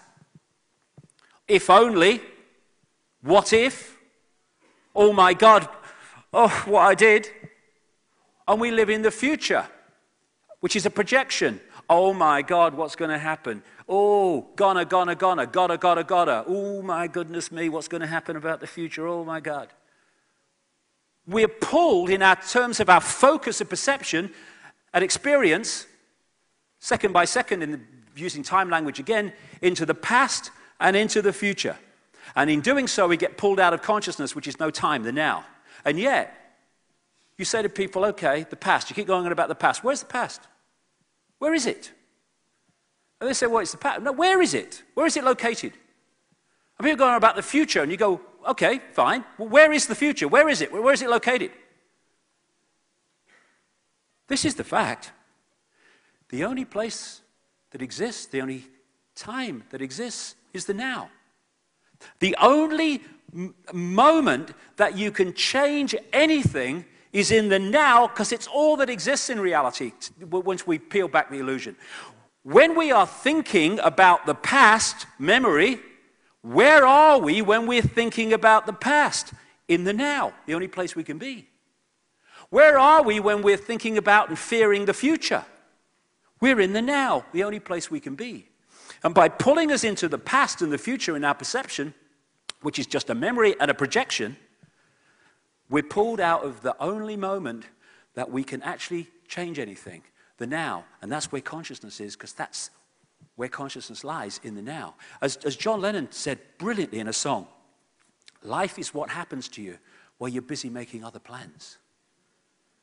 And we're busy making other plans here, just a projection, and here, just a memory, and we don't live in the moment, which is the only moment that we can change anything. So once we get pulled into this time, and again, I've got a watch on because we have a time situation today, which I want to keep to, although I think I'll go over because I've got so much to say, but we're in a time situation. So, but in acknowledging that there is a time illusion, you can still be in the now while still accepting that there's a time illusion, because you know it's an illusion, and therefore it doesn't pull you into past and future. It's like that near-death experience has said. There is no time, there is no sequence of events, no such thing as limitation of distance, of period, of time, of place. I could be anywhere I wanted to be simultaneously. At that moment, that person was in the now. And the conspiracy wants to pull us out of that all the time. All the time, time. How many times do we say time? The whole of this society is based on time. What's the time? I haven't got the time. Have you got the time? Oh, I'm running out of time. Oh, God, is that the time? How much time do I have? It's all, and when we really, it's one of the things, it's like, when you're in the street and you haven't noticed something, and then someone will say to you, hey, have you seen that new car that's just come out? And you'll go, no. And they'll go, oh, look, there's one, look. And from that moment on, you keep seeing this bloody new car all over the place. You've never seen it before, never noticed it, because you bring it into the conscious. You bring it out of the subliminal into the conscious. And when you start to look at some of these things, you realize just how much time and a sense of time dominates the society, and that pulls us out of the now. It pulls us out of consciousness, unless we recognize it's an illusion. All the time, we're watching the clock. And in the now, there's no time. And when we're in mind, there is a perception of time, not time itself. As William Blake, a great British writer, said, to see a world in a grain of sand and heaven in a wild flower, hold infinity in the palm of your hand and eternity in an hour. Everything is in the now. And, you can symbolize it in a way when you're passing across a computer disc or a DVD, you're watching a movie. And the movie bits that you've watched, the scenes you've watched, your perception is the past. The bits you've not yet watched are your perception of the future. But the only thing that you're experiencing and can experience on that DVD is the now. And that's where that laser is reading at that moment. And that's what we're doing without realizing it. And that's why I wrote a book years ago, a few years ago now, not that many, called Tales from the Time Loop. And it was to symbolize this round and round situation we get, following time, thinking we're going from past through present to future, when there is only one now. And that is where consciousness lies, and that's where we can access it in its true magnitude. So the body is a biological computer. It has the ability to think for itself, and the idea is to get us to believe that is who we are. I call it a genetic spacesuit. You know, if you're going to experience the moon or another planet, you need an outer shell. If you're going to experience this reality, consciousness needs an outer shell. And that's what makes racism so utterly insane. You know, it's like we're all one consciousness having different experiences. And what if you had a couple of spacemen on the moon, and one said that he didn't like this spaceman because he had a green spacesuit that was made in a different company to this spacesuit that was a red spacesuit or a white spacesuit? You'd say, bang their bloody heads together, don't be so stupid, it's just a bloody spacesuit. Well, that's what we do when we get caught in racism. Racism is identifying, it's one of the classic, most profound ways that confirm that you are identifying reality with the vehicle, the computer, and not with consciousness, which is who you are. We are all one consciousness. This is the irony. I don't care if you're bloody Jewish or black or middle class or white American. We're all the same consciousness. Ultimately, if you go high enough, having different experiences. And we get divided and ruled by self-identity with this. That's what racism is. Utterly bloody stupid. Now, humans. What are humans? Humans are software programs. Different software programs running through the body computer. We say these things, I'm only human. No, you're not. That's an experience you're having. It's the vehicle's program which manifests as what we call the human body and the human being. Software program. This is in the San Francisco Chronicle, an article on DNA. DNA is a universal software code. From bacteria to humans, the basic instructions for life are written with the same language. It's all a computer game of great sophistication, and this is part of it. And the difference between a mouse and a human in DNA code terms is fractional compared with a difference in the way the body manifests. DNA is made up of 4 codes, A, C, G, and T. I think I'm made up of G and T and G and T, me, but there you go. A, C, G, and T. And these different codes, how they relate to each other decides how the physical form manifests, whether it's a wolf or an ant or a virus or a human being. And it's interesting how the codes on the computer's screens in the Matrix movie, which was very, very close to reality, not totally, but very close to reality in so many ways, very illustrative of the way we decode reality into an illusory physical state, but quite right, those codes were very much like the DNA codes in so many ways, because on one level, this reality, like I say, is digital. And I'll get to that as we go along. Now, what they're doing now, of course, is having what they call computer-brain interfaces, where they're connecting computers to the brain, and the brain is working the computer without hands being used.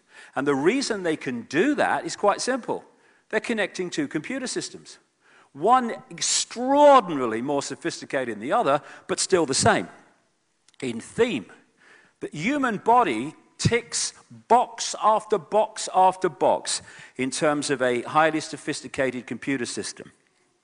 When your computer gets a virus and you start to see a problem, it maybe slows down or whatever. And as the virus gets more and more a hold of the computer, I've had this done to me, eventually the computer won't even switch on anymore. And what do we say? Hey, my computer's dead. And what happens at what we call human death is the computer shuts down and who we are leaves. Eternal consciousness leaves. Our computers go into sleep mode where it shuts everything down and everything just ticks over. That's what we do. Our computer shuts down and ticks over. We call it sleep. Although I have to say, I didn't get any last night. Crikey. I can't get out of British time. I've been here a week. And the bad news is, this is the time I should be asleep. So, I'll do my best. Norton antivirus and all these antivirus things, what do? They protect the computer from external attacks, viruses and what have you. And that's what the human immune system does in an extraordinarily more sophisticated way.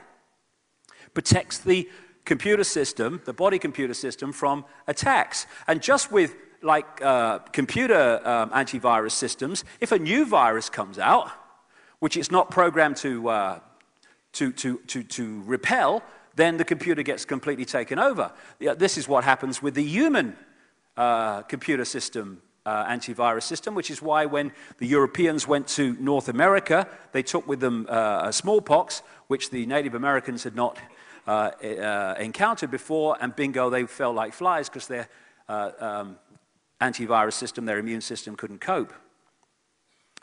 On the left is or my left, your left, yeah, my right, is a picture taken at the Necker Hospital in Paris when they put a tracer dye into the acupuncture points of the body, and they photographed it, the meridian system, etc. And I looked at that when someone showed it to me, and it reminded me immediately of a motherboard, which is basically what that meridian system is. It's energy, and that energy is information. Everything in this reality is information in various forms: vibrational information, digital information, electrical information, being decoded. That's how the whole thing comes together and manifests. And what they found is that when this energy, which the Chinese in acupuncture call qi, is going around this system too slowly, from optimum, people manifest some kind of illness or dis-ease. Why? Because the qi is information, and if the information is not passing around quick enough, then the body computer does not function as it should. When a computer on your desktop gets a virus, what's the first thing that people say most often? Hey, my computer's slow, because the information's not passing around as it should. And what acupuncture does is put the acupuncture needles in to manipulate the flow of this energy, bring it back to optimum, and therefore physical health. In a computer, the central processing unit, the CPU, is the processor of information, the information traffic. What they call in computer parlance the CPU is the brain of the computer. Very appropriate, because this is our CPU, which is constantly filtering and dealing with the information traffic, passing it around the body, information, receiving information back from different parts of the body, and it is responding according to the information that we're receiving. And that's how we stay healthy, that's how, in optimum terms, we think straight and we have balanced emotions. If you intervene into that process, you can manipulate people mentally, emotionally, and physically. So in the end, it's all about the way we are decoding reality into this physical world which only exists in our head. And you can intervene into that, like I say. The DNA, the genetic structure in general, is like the hard drive that holds the base information and takes on more information as you experience. And like I say, it's not just the physical level, there's an energetic level. In fact, the body's just energy, really. But there's an energetic level, and together, that forms the body-computer entity. And what we call races, cultures, and all these different expressions of the human family, They are just software programs, which we have to experience.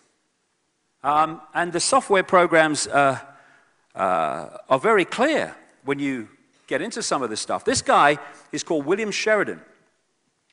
And he was in a New York hospital waiting for a heart transplant. And to take the time as he was waiting, he joined an art therapy class. And he was, like me, a rubbish artist. And that's the kind of stuff he was drawing, at best at the top.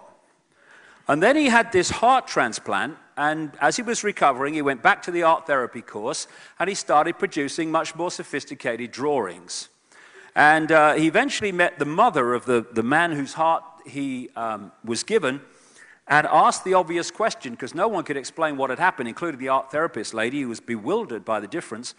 He asked the mother if the donor had any interest in art, and she said, interest? He wanted art materials more than toys by the age of 18 months. He was crazy about art.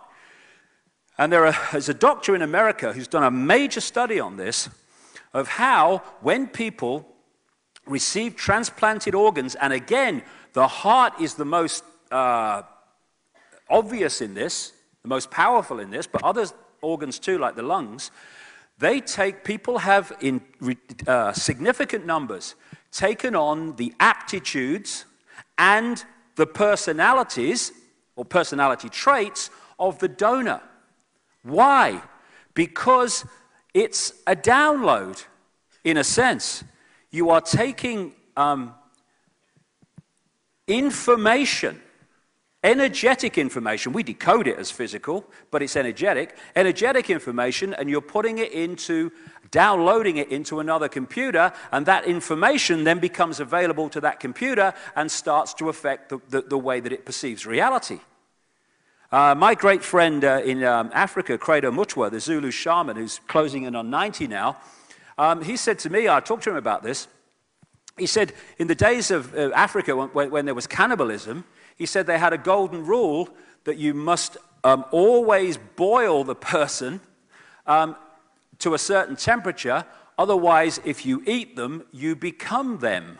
It's an old African kind of rule, because it's information. And nothing identifies us more, I guess, with being the body computer as opposed to it being an experience than being a man or a woman. That's who we are. I'm a man or a woman. No, it's the experience we're having. Very big difference. And there's nothing wrong with being a man or a woman. It's an experience. Nothing wrong with it at all. And, all the best with it, except that we need to understand it's an experience, and then don't get caught in the fact that it's who we are. A few years ago now, about 2, 3, 4 years ago, in England, there was a story in all the papers of Freaky the chicken.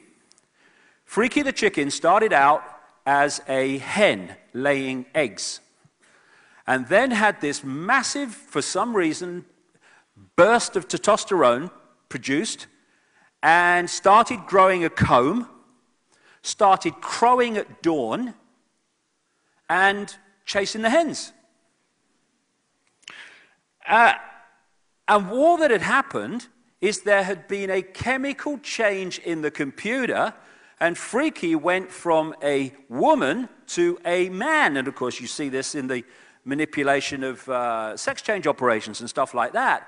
If what we are is a man or a woman, how can the body computer change from one to the other with a chemical change? It's not who we are, it's an experience.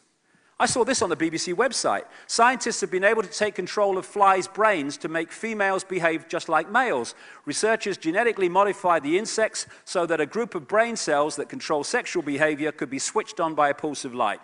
The team was able to get female fruit flies to produce a courtship song, behavior usually seen only in males. Again, it's the computer being manipulated.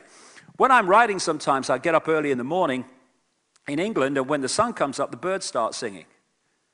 As soon as the sun comes up, the birds start singing. Now, is there someone with a baton saying cue?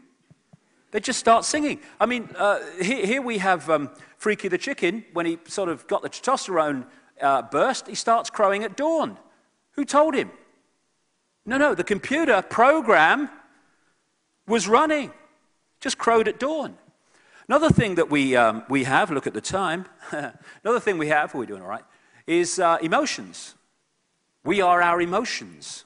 So many people who have near-death experiences, and I've read a lot about this, and I've talked to a number of them, they say that when we left the body, we did not feel emotion in the way that we did in the body. Because emotion is a chemical, as a chemical expression. And chemicals can, if they're introduced to the body, can affect our emotional state. There was a woman in England a few years ago who, story again in all the papers, 40 years ago, out of nowhere, she went into a clinical depressive state. 40 years, in and out of institutions. After 40 years, which is why she was in the papers, someone said to her, "Can you think of anything that happened about the time that this started?" And she said, "The only thing I could think of," she said, "is I had 19 tooth fillings with mercury." So she was advised to get the mercury taken out, which she did, and go on a mercury detox, and the depression disappeared as fast as it came, and never to return. "I've just found myself again," she said.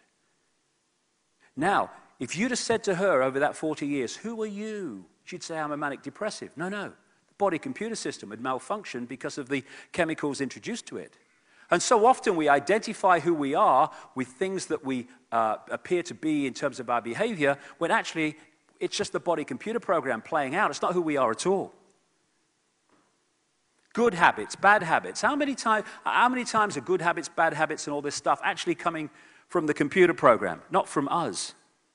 Does consciousness do good habits and bad habits? I'm not sure it does. So the way we decode reality depends to a very large extent on the state of the body computer. And the way that we live our lives depends on the way we identify who we are. And bringing this computer thing down to the brain, the brain has two hemispheres, the right brain and the left brain, with this corpus callosum bridge connecting the two. And they have very, very different roles to play in terms of reality. The left brain is where most people in this world live. It's where the education system is fundamentally designed, cold, calculatedly designed to put us. And that is the part of the brain that perceives everything as a part, that deals in language, that deals in structure. And if you look at the society that we live in, it is a left-brain structured society because it is structured by left-brain dominated people. When you go through the education system, the indoctrination system, what happens? You progress within it by taking information, overwhelmingly left-brain information, words and numbers, holding it in there and then regurgitating it out onto an exam paper. And the better you do that, the more you progress within the system. And if you're really good at that, you go to big universities, and then if you get really good at that again, you get good degrees, and you go into your specialization, science, the law, often politics, and things like that, medicine. And then you go through it in your specialization, in your exams, same thing. And then the top ones progress into those positions of society that control the institutions of medicine and science and all the rest of it. And to have got there, they have to have become left-brain prisoners as a result of the system they've been through. The right brain is about connection out into the greater self. It's where we get creativity from and inspiration from. That's where the artist resides. Artistic people and creative people are much more right brain than most, and that's where they get their creativity from, because it connects them out into that realm of infinite creativity and potential. The idea, as with consciousness and mind, and this is very much symbolic of that, is to have that corpus callosum bridge passing information between the two so you get the best of both. That's not what the system wants. It doesn't want right-brained people. And to give you an example of the difference between the two, get my glasses on. This is a lady called Jill Bolte Taylor. She is a neuroanatomist, brain scientist for short. And she had an incredible experience in 1996 where she had a stroke, where she stayed conscious for a large amount of time while it was going on. And it was a stroke, a hemorrhage in the left brain. And being a neuroanatomist, she was able to follow the experience like most people would not be able to because of her knowledge. And this is her story. She said she got up, wasn't feeling too great, jumped onto my exercise machine, she said, and I'm jamming away on this thing, and I'm realizing that my hands look like primitive claws grasping onto the bar. I thought, that's very peculiar. And I looked down at my body and I thought, whoa, I'm a weird-looking thing. And it was as though my consciousness had shifted away from my normal perception of reality, where I'm the person on the machine having the experience, to some esoteric space where I'm witnessing myself having the experience. That's what consciousness does. When you move into consciousness, you start to witness the mind and observe the mind as it's working in its chatter instead of being the chatter. I looked down at my arm and I realized that I can no longer define the boundaries of my body. Because the left brain's shutting down, it's not decoding reality in the way it normally does, and so other levels of reality are able to be perceived because the decoding process is not affecting them. I looked down at my arm and I realized that I can no longer define the boundaries of my body. I can't define where I begin and where I end, because the atoms and the molecules of my arm blended with the atoms and molecules of the wall. And all I could detect was this energy. And I'm asking myself, what's wrong with me? What's going on? And in that moment, my brain chatter, my left hemisphere brain chatter, went totally silent. Just like someone took a remote control and pushed the mute button, and total silence. Because it's not decoding anymore, the chatter stops. And at first I was shocked to find myself inside a silent mind, but then I was immediately captivated by the magnificence of energy around me. And because I could no longer identify the boundaries of my body, I felt enormous and expansive. I felt at one with all the energy that was, and it was beautiful there.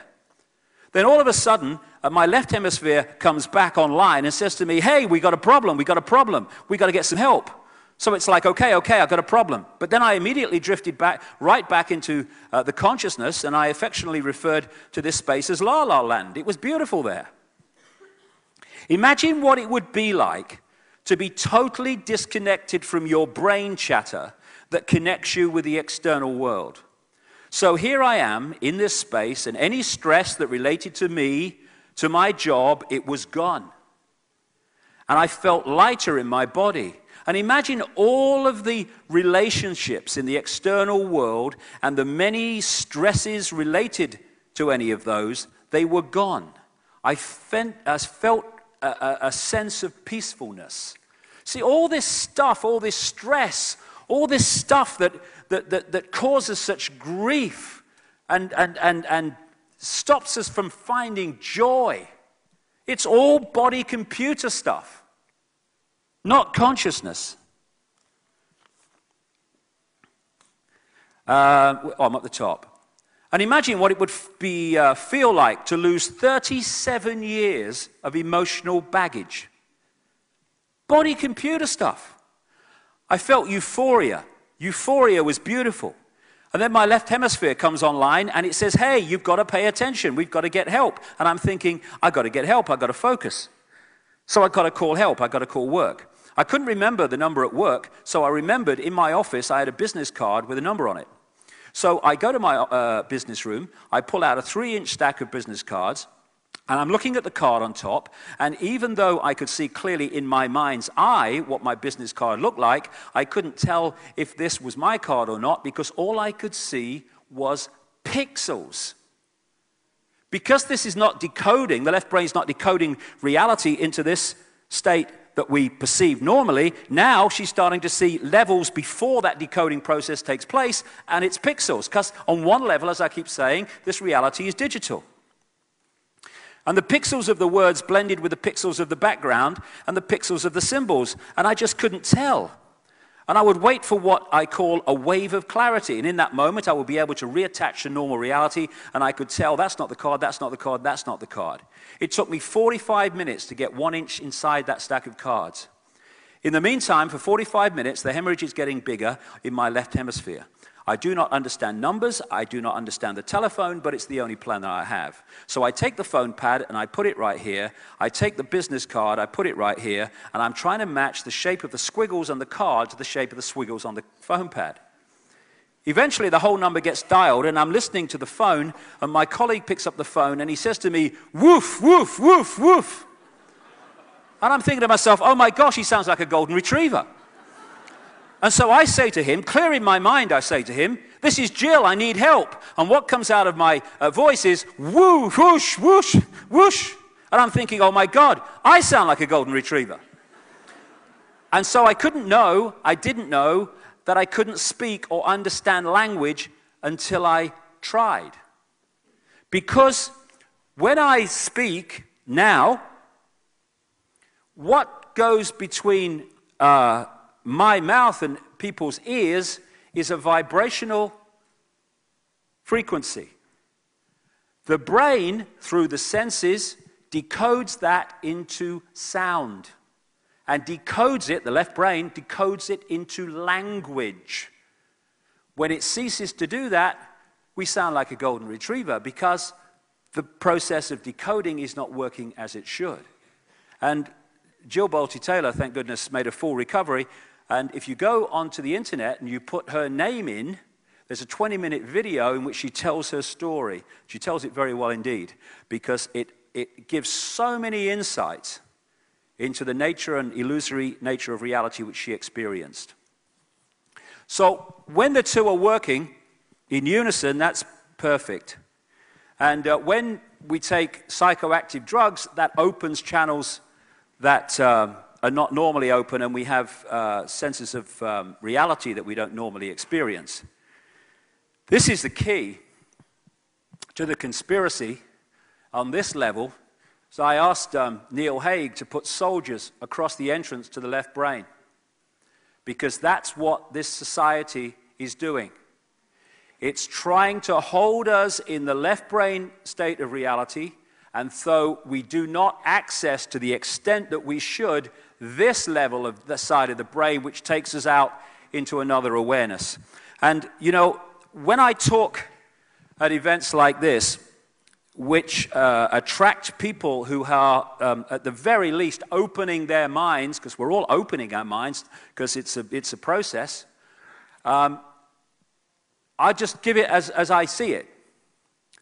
But when I talk at places like the Oxford University, which I spoke at last year, I think it was last year, I'm talking to these elite Oxford students, thinking, how do I put this in baby steps so these people are going to get it? Serious. And I went there and I put it in baby steps, and some of them still didn't even get it, what I was trying to get across. Why? Because they are absolutely stuck in that. And that because of the nature of the process they've been through to become elite Oxford students, and as a result of that, that does not compute anything that comes into unity and the vaster vision of self. And where do the great elite Oxford students go to? They go into science, they go into politics, they go into law, they go into medicine. And that's why we have the society that we do. As this man said, an intellectual is someone whose mind watches itself. Someone who is conscious is someone whose consciousness watches the mind and sees the difference between the two. And the left brain prison is in so many ways the reason we live in an imprisoned global society. Breaking out of that is to open the door to freedom. Because then we're in this world, but we're not of it. And because that state is so different to the current norm, that's why those people stand out as they do. René Descartes, the French mathematician and philosopher, defining who we are, said, "I think, therefore I am." I would take that further and say, on that level of mind, it's "I compute, therefore I am." But there's another level beyond that which we'll come to. And so, because the body is a computer, especially vulnerable when it's disconnected from consciousness, it can be programmed. And what the population of the world is being subjected to all the time from within the inner sanctum of this conspiracy, beyond the Bushes and the Obamas, the people you never see, they know how this system works and they structure society to exploit it. And therefore we're being subjected constantly to mass hypnosis, getting us to see the world in a certain way by programming the way the brain reads reality. This guy, Paul McKenna, I'm sure he's known in Australia, he's known in Britain very much, and also increasingly in America. And he's made his name by getting people onto television programs who have phobias and all the other stuff. And at the end of the program, when he's taken them away and done certain things to them, they either have much less extreme phobia or no phobia at all. And what he's doing, in effect, is deleting the hard drive. He's deleting the program in the mind that manifests as that phobia. This is how extreme it can get. On this program, Top Gear, very, very popular in Britain, they had Paul McKenna on. He's in the background there. And they had this guy, Richard Hammond, here. And they took him out, and Richard Hammond thought he was just going to take this Paul McKenna around the track in a car. But what he couldn't remember, because that's what happens with mind control, is that Paul McKenna had told his mind, or hypnotized his mind, that every time he said a certain word or flicked his fingers, this guy, Richard Hammond, was just going to go unconscious. And then he would be told things, and then he would react.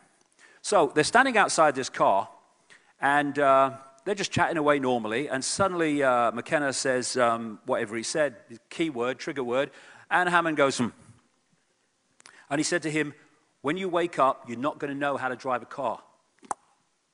Gets in the car, he doesn't know where to put this key to start the bloody thing. Because his mind's decoding system has been intervened in to program that state of being. They then come back in the studio, and Hammond's having a laugh, and he thinks it's all very funny, and he thinks it's over, except that the programming's still in there. So they're sitting there live in the studio, and they're chatting away, and McKenna does his thing again, and Hammond goes, And he tells Hammond that this car, this toy car, is his real 911 Turbo or something. And he goes across, and he gets in the car, acting as if it's his car. And then this other guy comes in another toy car and smacks him in the side. And Hammond reacts as if his real car's just been smacked. That's the power that you can program the body computer with, and that's what's happening to the human race all the time.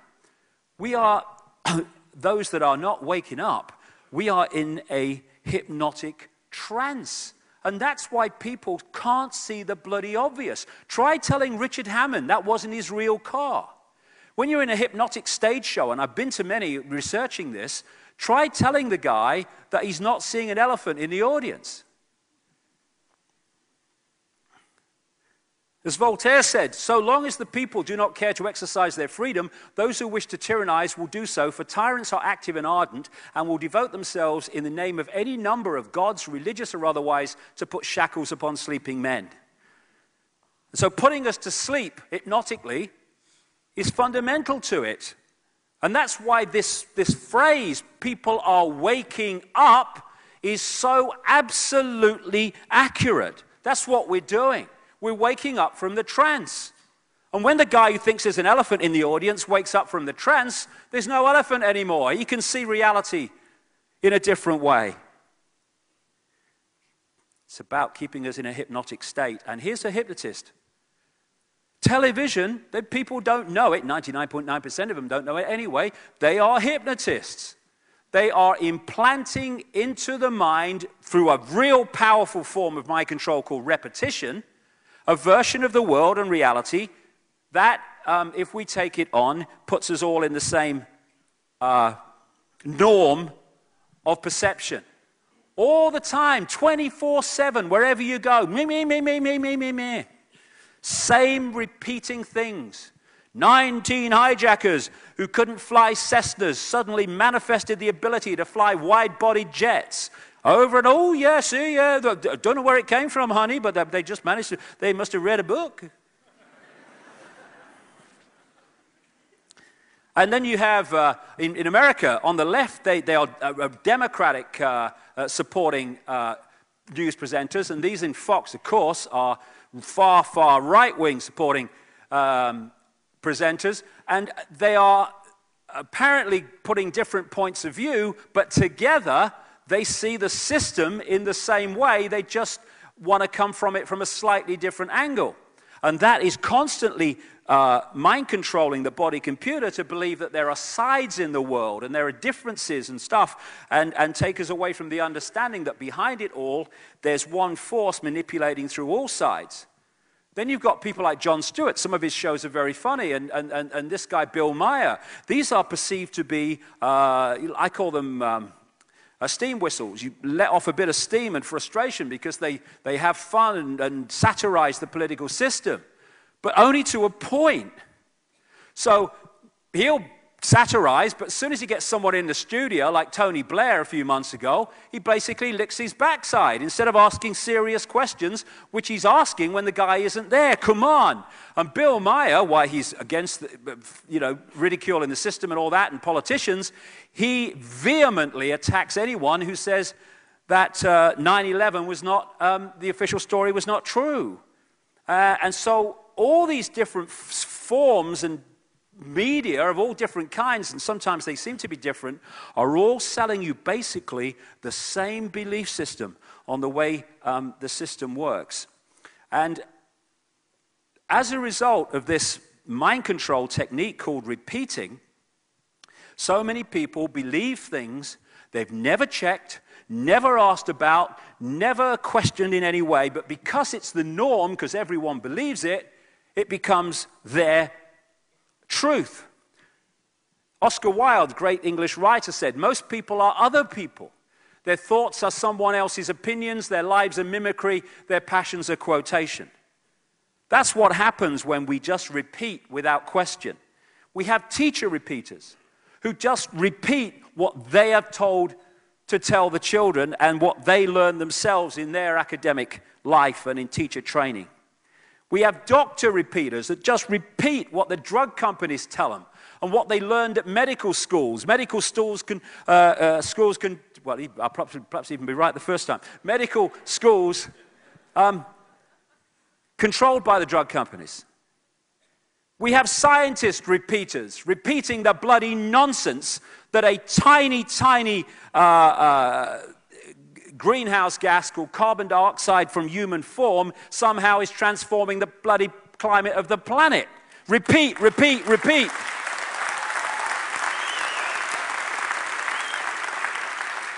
But classically, journalist repeaters just repeating the official story and calling it journalism, no questions asked. Politician repeaters. I love this one. They've been bent over for so long they think it's standing up. Politician repeaters. I mean, you question politicians about climate change. You know, have you ever done any research into it? No, but it's what the scientists say. So we're passing this legislation. You ever thought about checking it?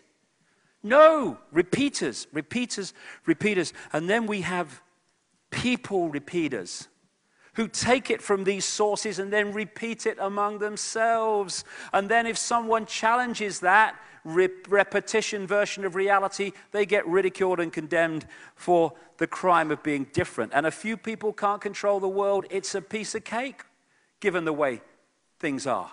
And this is why the authorities want to stop people talking publicly in ways that are at odds with the mainstream belief of repeating. This is why so-called visionaries have always been seen as dangerous by the authority of the day, because they're offering another possibility of reality that is at odds with the one reality that tyrannies and dictators always want the public to believe. So all these sources are constantly programming the body computer, the mind, with the version of reality that the system wants, and therefore giving us this false identity that keeps us in servitude. As this man said, we see things not as they are, but as we are. Because as we are dictates how we decode reality and therefore perceive experience. The mind sees everything in terms of division. So when we're in mind, we're in a society of division. When we are in the now consciousness, that sees everything as one, because that's what consciousness is. The infinite I. So who do we think we are? We think we're humans. But who are we? We are consciousness. And to perceive reality and live our lives from those two perspectives brings a dramatic difference in the way we see ourselves and life. Okay, move along. Where are we? We're in a virtual reality universe, which only exists in our head in the physical sense that we perceive. We are decoding vibrational and electrical information into this apparently physical world that only exists in this form in our heads. One level it's digital, and like I say, electrical signals decoded by our brain. So that's where this world actually resides. And it's understandable. I'm standing here now, and everything seems to be outside of me. Everything seems to be out there, but that's an optical illusion.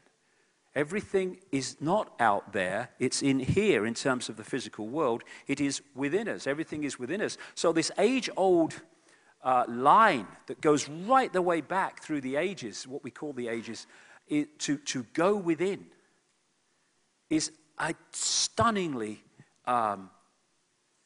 accurate truth. Because this is where this is projected from.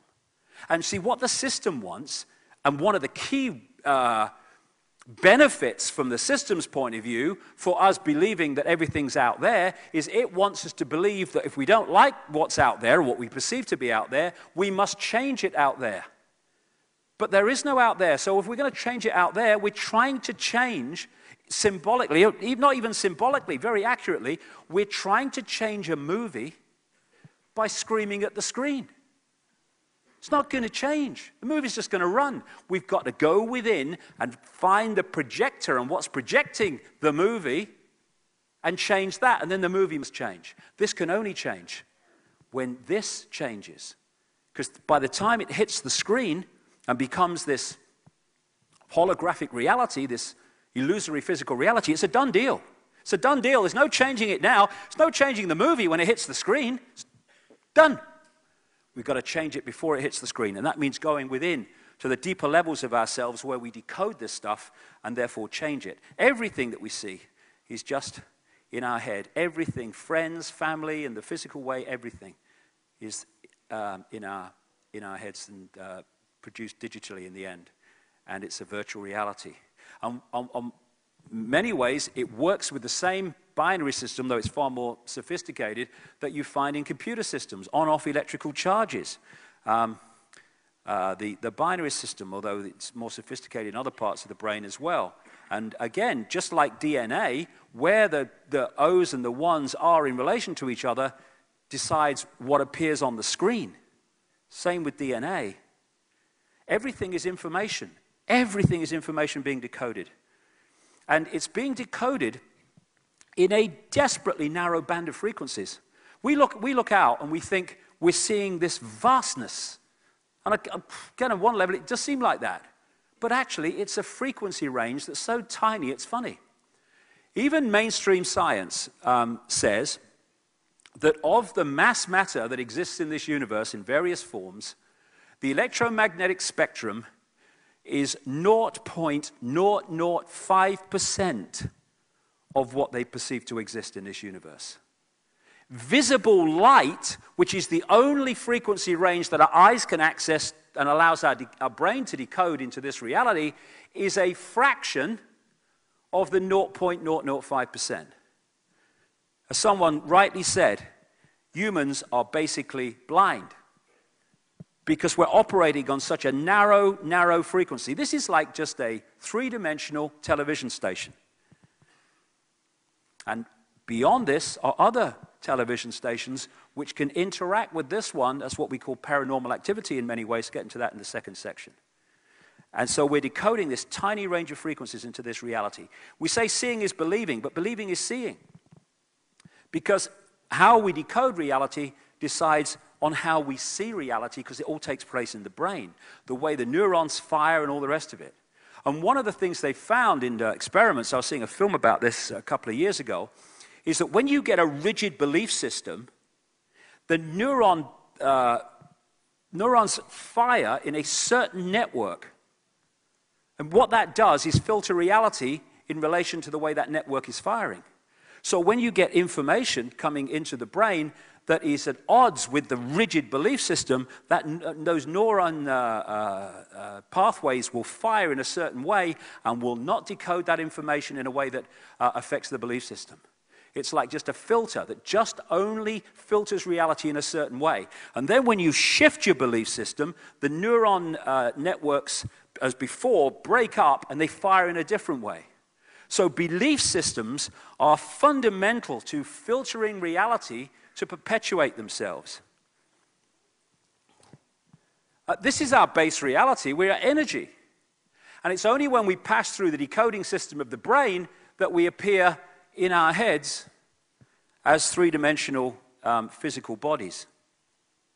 And we can get right out there to many dimensions, which is what psychics do and people in consciousness do, or we can live in the record groove, going round and round and round. And of course, this is the thing about science. Scientists are themselves decoding reality according to their belief system. And so they're trying to understand how something works, but their belief system is decoding reality in a certain way. And so they never get it. When scientists are stuck in the left brain, they cannot decode these greater levels of reality and understanding of reality because their brain will not compute them. That's why they really look at people who say some of this stuff and they go, "You're crazy. Can't be." Because they can't get their heads around it. And it's like in pantomimes we have in Britain at Christmas, where one of the classic things they do is someone standing on the stage and someone will come behind them and the audience will say, "He's behind you." And then they'll turn around and the person will go with them and they'll say, "There's nobody there." And that's what scientists are doing, because they're looking at things and they're decoding them in a certain way and they can't see them because their brain won't compute it. And this is why the cutting-edge scientists are the ones that have a right brain that is active. And that's what a lot of people at the cutting edge of things like quantum physics are developing. Right brain view. As Einstein said, science without religion is lame, religion without science is blind.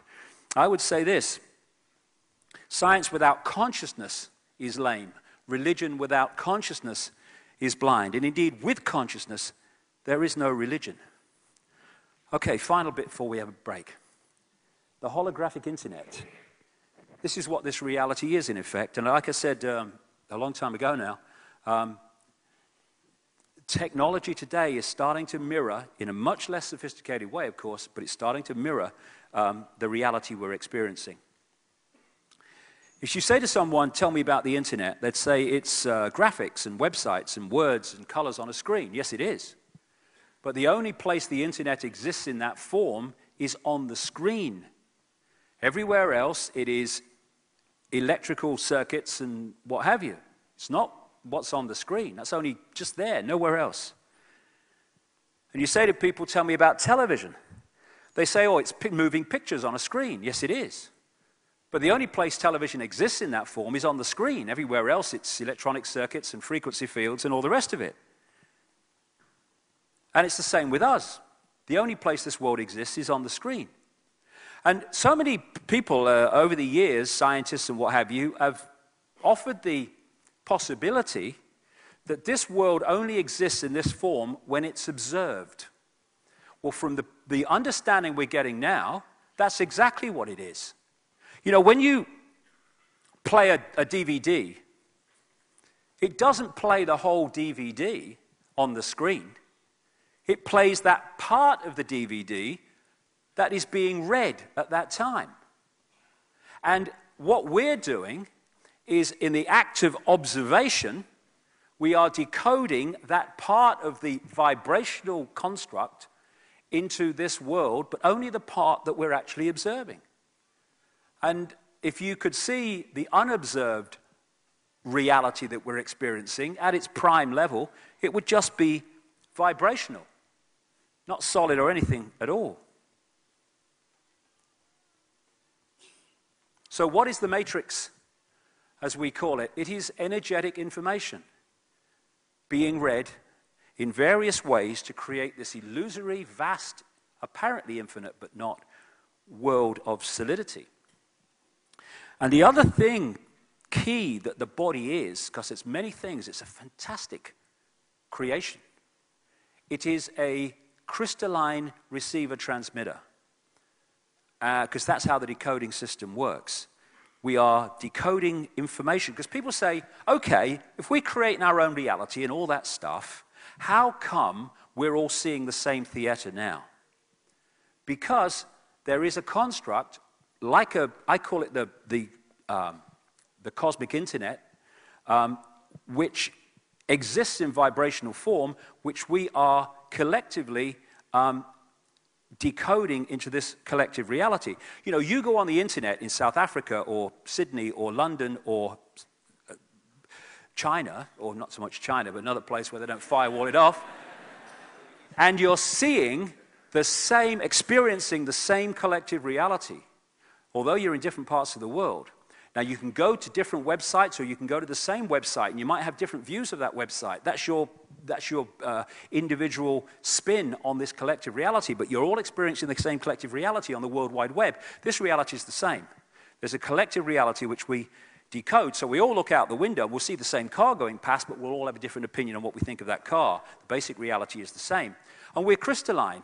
Do you know, we have trillions and trillions of cells, and every single cell membrane is made of a crystalline substance. We are crystal, walking, talking crystals. And incidentally, the crystalline membrane and the outside of the cell has gates and channels which open according to electrical on-off charges, the binary system, because it works on the same computer system, or basically, and this is interesting too, because these gates and channels open to let in stuff that's good for the cells and shut out things that are bad for the cells. And they open and shut according to electrical charges, which operate in the way they should, left to their own devices. But when you are subjected, as we are now, to massive amounts of electromagnetic fields, etc., these things can open and shut when they shouldn't be, let the bad stuff in and shut the good stuff out. So we are crystals decoding, and the DNA itself is crystalline, and because of its very shape, is an antennae. This is an article about this I got off the internet. From the characteristic form of this giant molecule, a wound double helix, the DNA represents an ideal electromagnetic antennae. On one hand, it is elongated and thus a blade which can take up very well electrical pulses. On the other hand, seen from above, it has the form of a ring and is thus a very magnetical antennae. So we are receiver transmitters. This Don Juan, the shaman source of the Carlos Castaneda books, absolutely encapsulated the whole thing when he said, we are perceivers, we are awareness, we are not objects, we have no solidity, we are boundless. We, or rather our reason, mind, forget this, and thus we entrap the totality of ourselves in a vicious circle from which we rarely emerge in our lifetime. Receiver transmitters. And this is where this comes in. I'll get more into this in the second section. Manipulation by word. Destabilization of the body, computer, and transmitter receiver by the poison shite that they put in food and drink. Through belief systems like religion, through misrepresentation of reality, through education, they're all seeking, and this is when you get behind the people, into those levels where they really know how this works, this is what they're targeting. They're targeting all the time our ability to decode reality in the full breadth, sharpness, and clarity that it should be, and put us in these vibrational boxes and eggshells, and therefore put us in this world of total bewilderment where we don't know what the hell's going on, who we are, or what the bloody game is. And so we're connected to this holographic internet. It's got kind of, wires here, but it's not like that. This reality, the one that we are decoding into this apparently physical world, has its mirror now in the wireless internet. If this theater has got the wireless internet, I can't see it. Where is it? Nowhere, apparently. But I could tune this computer to the internet, and out of nothingness, what we can't see, would come the World Wide Web on this screen. That's what we're doing. In the reality that we think is nothing, we're actually decoding a vibrational information, the wireless internet, into this reality, which again comes back to the Matrix movie, very accurate. The Matrix is everywhere. It is all around you, even now in this very room. You can see it when you look out of your window or you turn on your television. You can feel it when you go to work, when you go to church, when you pay your taxes. It is the world that has been pulled over your eyes to blind you from the truth. What truth? That you are a slave, Neo. Like everyone else, you were born into bondage, born into a prison you cannot smell, taste, or touch. A prison for your mind. Where does this universe exist in terms of its physicality? It exists in the wireless vibrational construct that our brains decode into this. And we can decode it in a way where we get to many, many levels of reality, or, this is the key of the manipulation, we can access only a fraction of it. And that's what they do in China. They firewall off the Chinese computer system so it can only access a limited part of the World Wide Web and therefore not access what the authorities don't want them to understand. In so many ways, that's what is happening to us all the time. In the way that we are manipulated into the box of perception, it's firewalling us off from the information, knowledge, and understanding that is there if we were left to our natural state. We've gone from connection to all that is, and slowly but surely, the mind has been turned into the governor of our reality.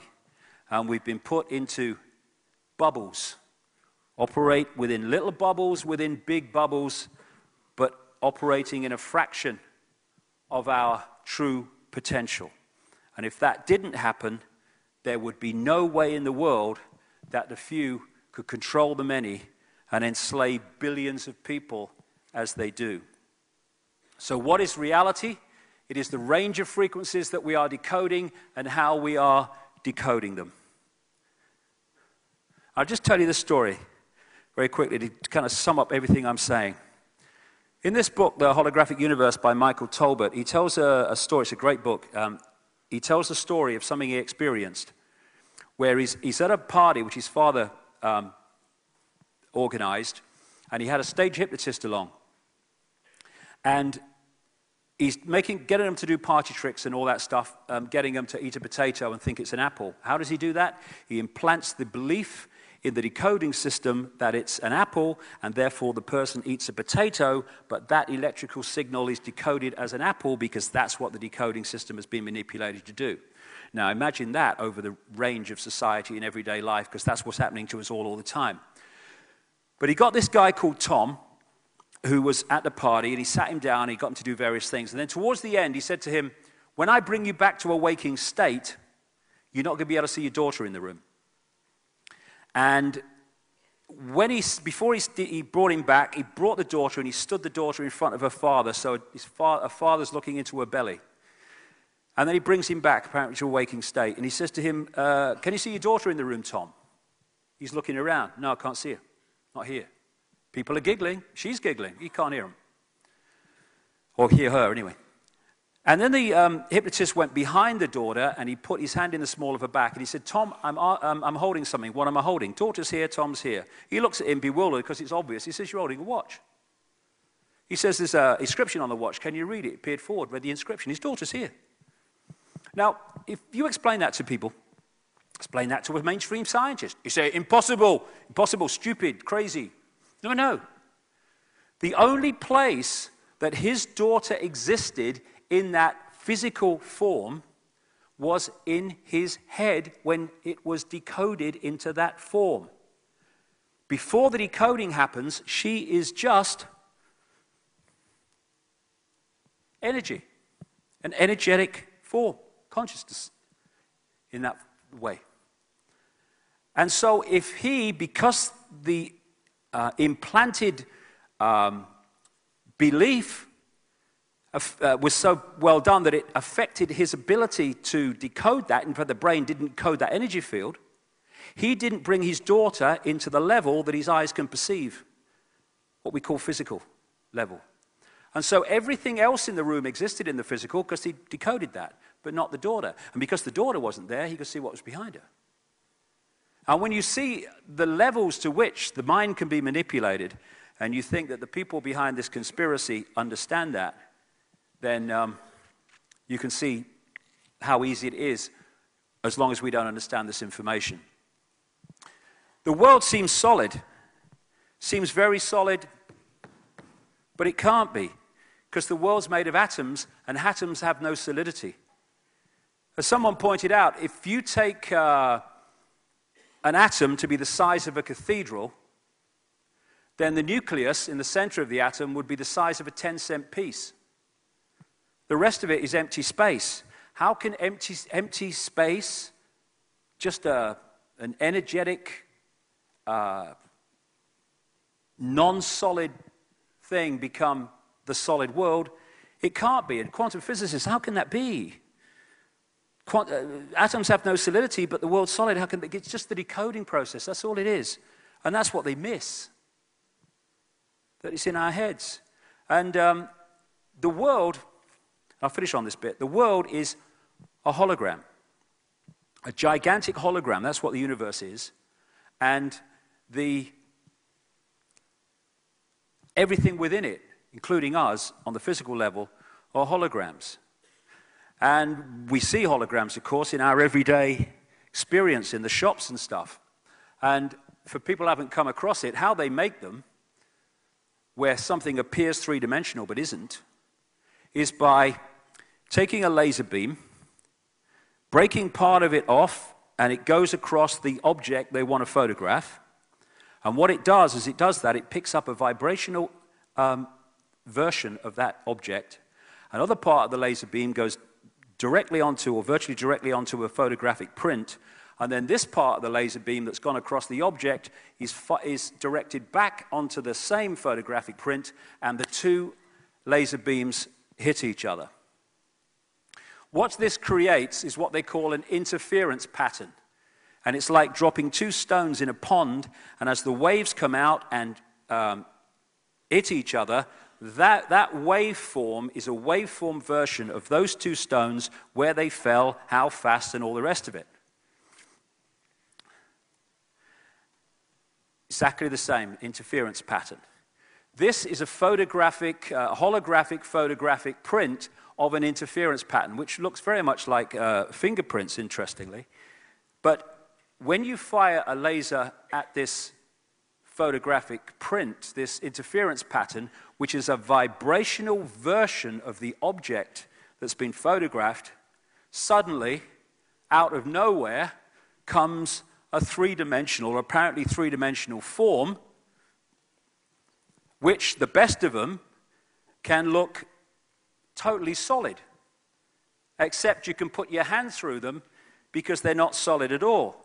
All these are holograms. Hello, Mom.